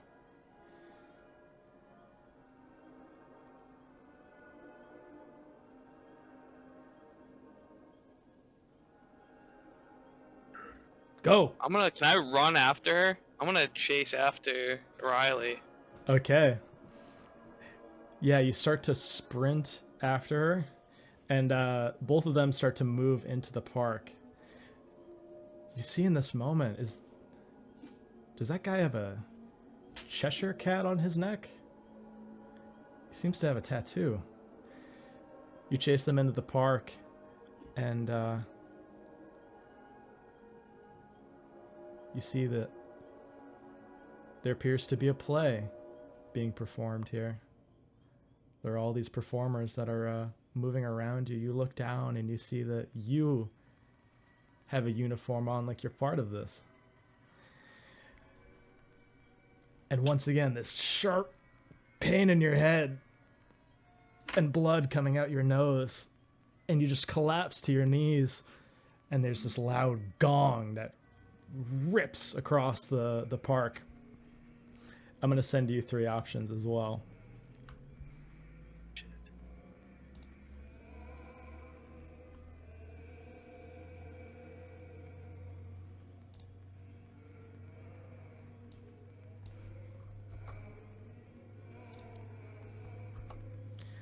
So you're going to tell me 1, 2, or 3.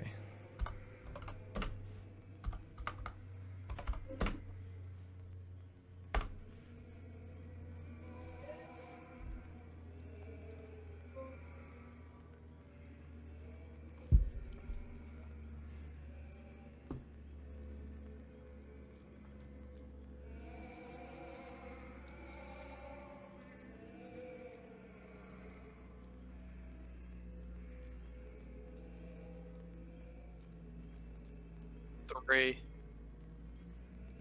Oh, shit. Okay. You're the first person. Let's pick 3. All of a sudden, you're in this Victorian ballroom. You see a woman comes towards you. Looks to be Riley in a masquerade mask. And she says, I was waiting for you. I didn't know when you're going to show up. You're late. The king's almost here.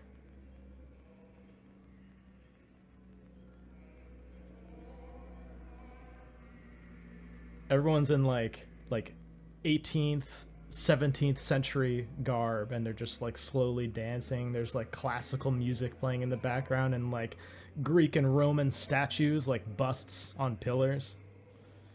And you see in the distance what looks like a royal family seated just watching the procession. She says, come on. It's almost midnight. I look down first to see what I'm wearing. Am I in garb too, or am I out of place here?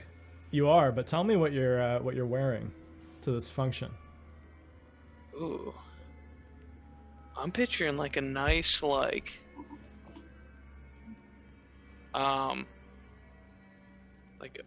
red, maroon red velvety like suit with like the coattails like off the back. Oh shit. I love it. And Riley extends her hand out to yours, and she's like, please. You need to take your seat. Oh, well, show me the way. I'll follow your lead. She leads you out. You take a seat that's up with the royal family. You turn and see golden-haired royalty next to you, and they all turn at the same moment and just give you a wave. And someone, a herald, cries out and says, "The last king has arrived!"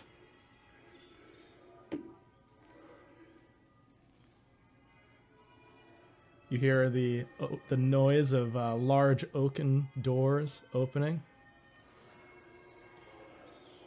And you see that same figure you saw in the stairwell, just very slowly approaching you.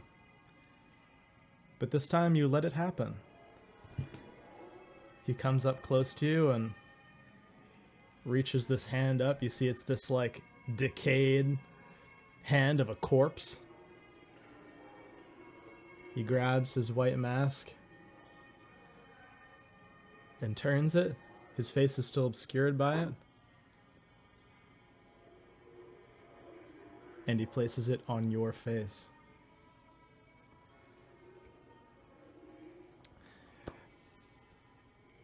And that's where we're going to cut to Harold.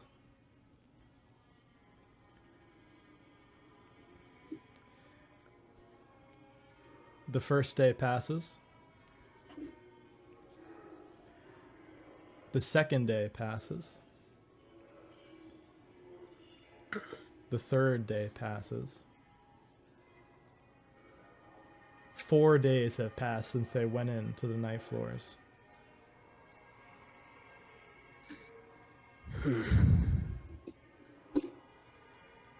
What do you do? I said I'd give them at least a week our time, I think. If I recall my conversation with Reagan correctly. I'd be a little bit surprised that they didn't like come out at all, even for like an update, to be honest.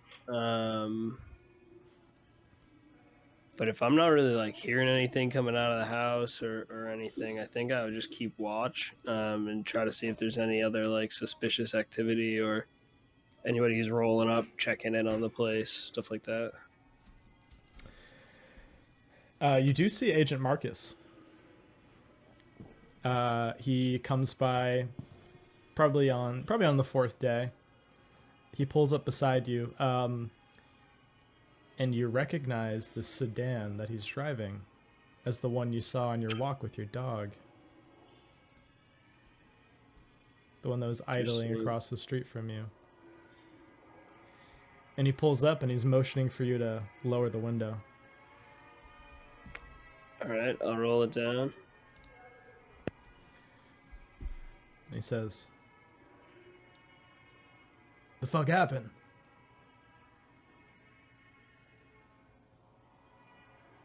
I was just letting them do a final look through before we demolish this thing. Well, let's check the building, and then let's get rid of it.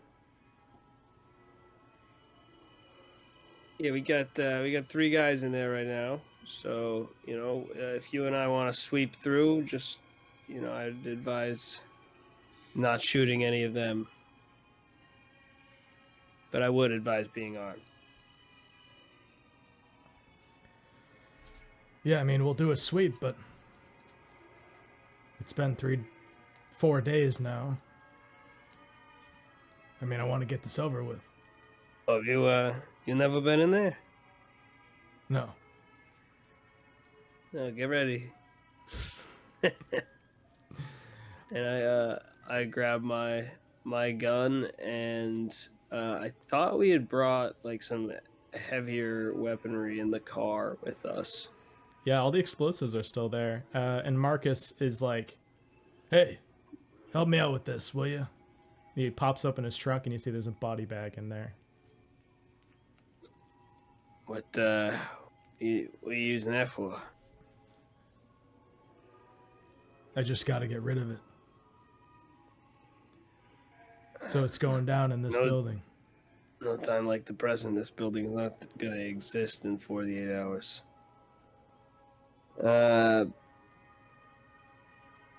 I'm gonna hold up my SIG, and I'm just gonna be like, by the way, you got anything with a little more firepower than this? I'm just asking if he has like a larger weapon that I could perhaps borrow for this. Yeah, I got a shotgun. Back seat. Help yourself. Oh, that'll do just fine. I'll reach into the seat and pull it out. Yeah, you guys head in. He sets this body in this body bag in Abigail's room. And he starts to wire up the explosives. This is after you guys sweep the building as much as you can and determine that the agents aren't inside. And he's like, "Gotcha. It's a fucking shame."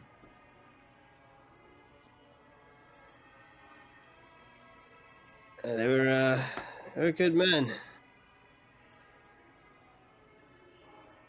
Couldn't keep their noses where they didn't belong.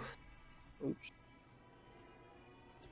Tried to warn them. We should just get rid of it while we had the chance. You shoot him with the shotgun.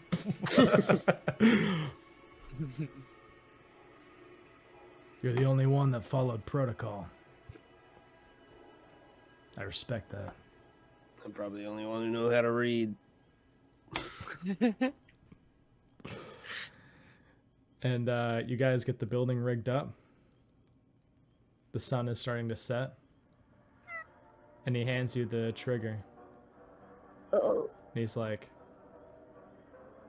not gonna be on my conscience when it can be on yours. All right, in that case, before I left, could I have gone to what I recall is like the first door that really leads you into the like the what is it, the basement floors? Yeah. Or is it the roof floors? Could I just like open that door and just like yell in there? Into the stairwell or into the night floors?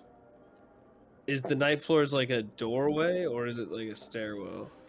It's a red door at the top of the stairwell that only appears at night. And it's almost nighttime? It's almost nighttime. All right. I'll go back outside with what's his face. Oh, by the way, Seth, I know you have to go, so if you have to dip, feel free.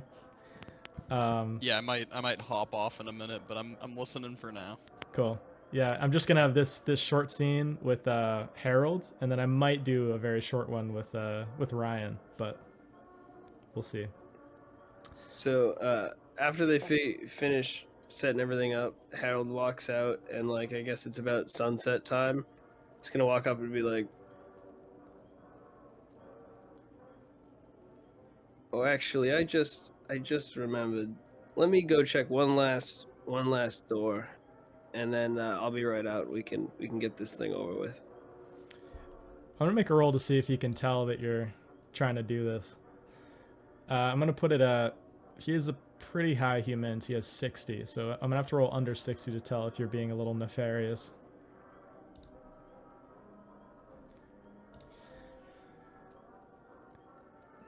You see, he pulls a gun on you, and he says,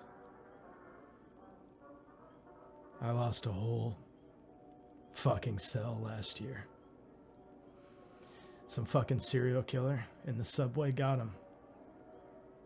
Knifed him and carved up their bodies for trophies. Until you've seen that kind of horror, my friend, I'm sure as hell not letting you go in there." What do you mean? We were just in there together like 5 minutes ago. I'm just checking the door. You can come with me. All right. But you're not going to the night floors. No, I was just gonna yell into the night floors. Yeah, that's not happening.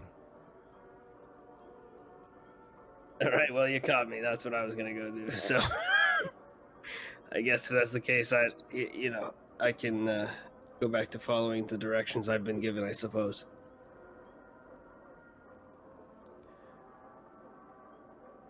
I think you do best when you have direct orders. And right now, your orders are to press that fucking button. I'm just gonna like try to be delaying it as much as possible for the sake of whatever they want, but like at the same time, I will absolutely be caving. Maybe after two more direct requests, but after that one, it'll be like, yeah, I just I figured we'd probably be better off wait till a little bit later in the night, so so we can get out of here and nobody will see us, in the daylight.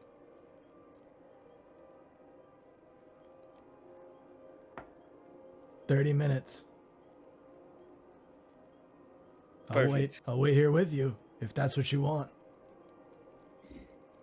Hey man, I mean, not for nothing, but that's a recognizable car. I don't know if you want to just head out of here, sooner, and flee the scene of the crime, if you know what I mean, and I'll head the other way after I do the deed. You can stay within distance. You'll hear it, I promise.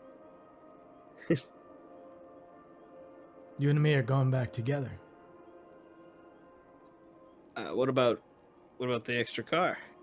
We'll leave it here. It's not tied to anyone or anything that they know.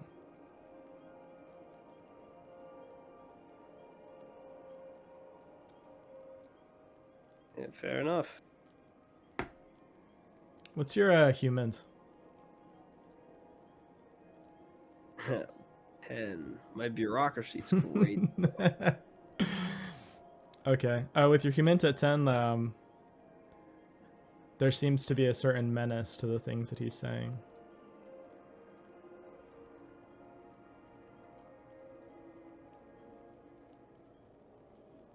Listen, I know you need to get this job done. I don't mean to put any wrenches in your plan. I just want to make sure we don't. I don't want to be tied to this in any way. I don't think you do either, especially with that extra body you dropped in there. They're gone. Sooner you come to terms with that, the easier this is gonna be. When you go to the other side, you don't come back. Oh. Well. It's too bad. There was some fine men in that crew.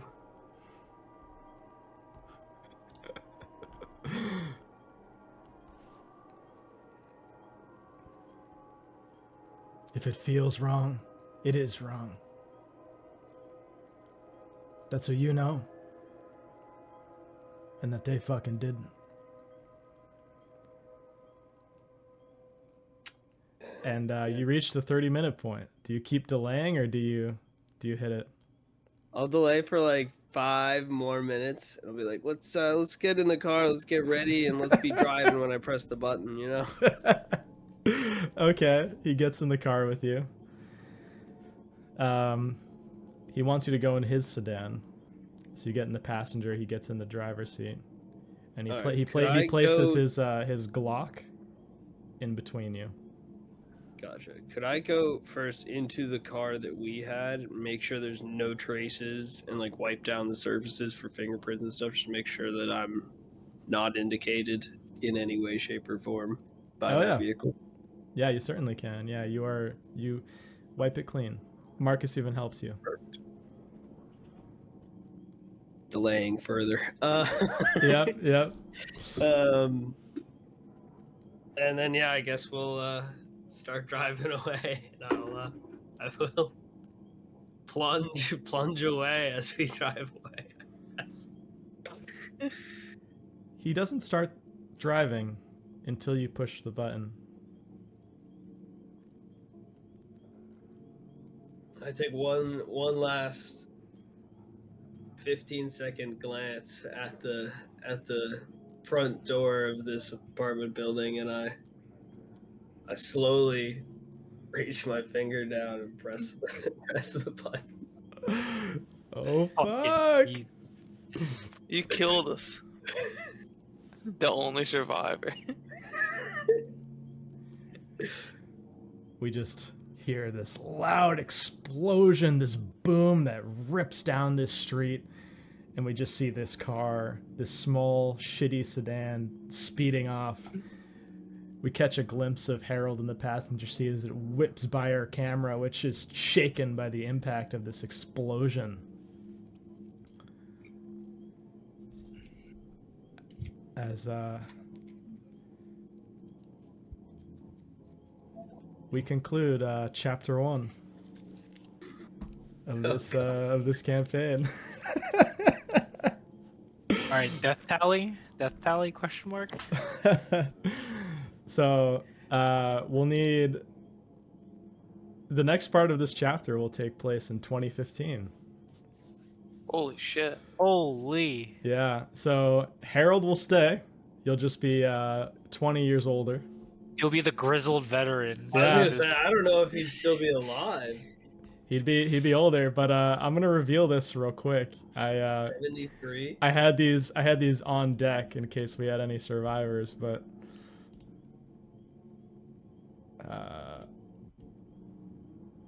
this is the herald we are gonna encounter in 2015. Oh, Oh, damn. whoa. Damn, he's fly. Sorry I killed you guys. No, we were already dead. It was more the gun pointed at me than anything else, but It was so tense. Like, ugh. I was trying to play Marcus towards how I think he would treat you in that situation, but like as a DM, I was like, this is so tense. This is so stressful. I mean, you definitely didn't want to do that. For the record. Oh yeah, no, that was clear for sure. Man. Blake Waters gonna get an earful tonight.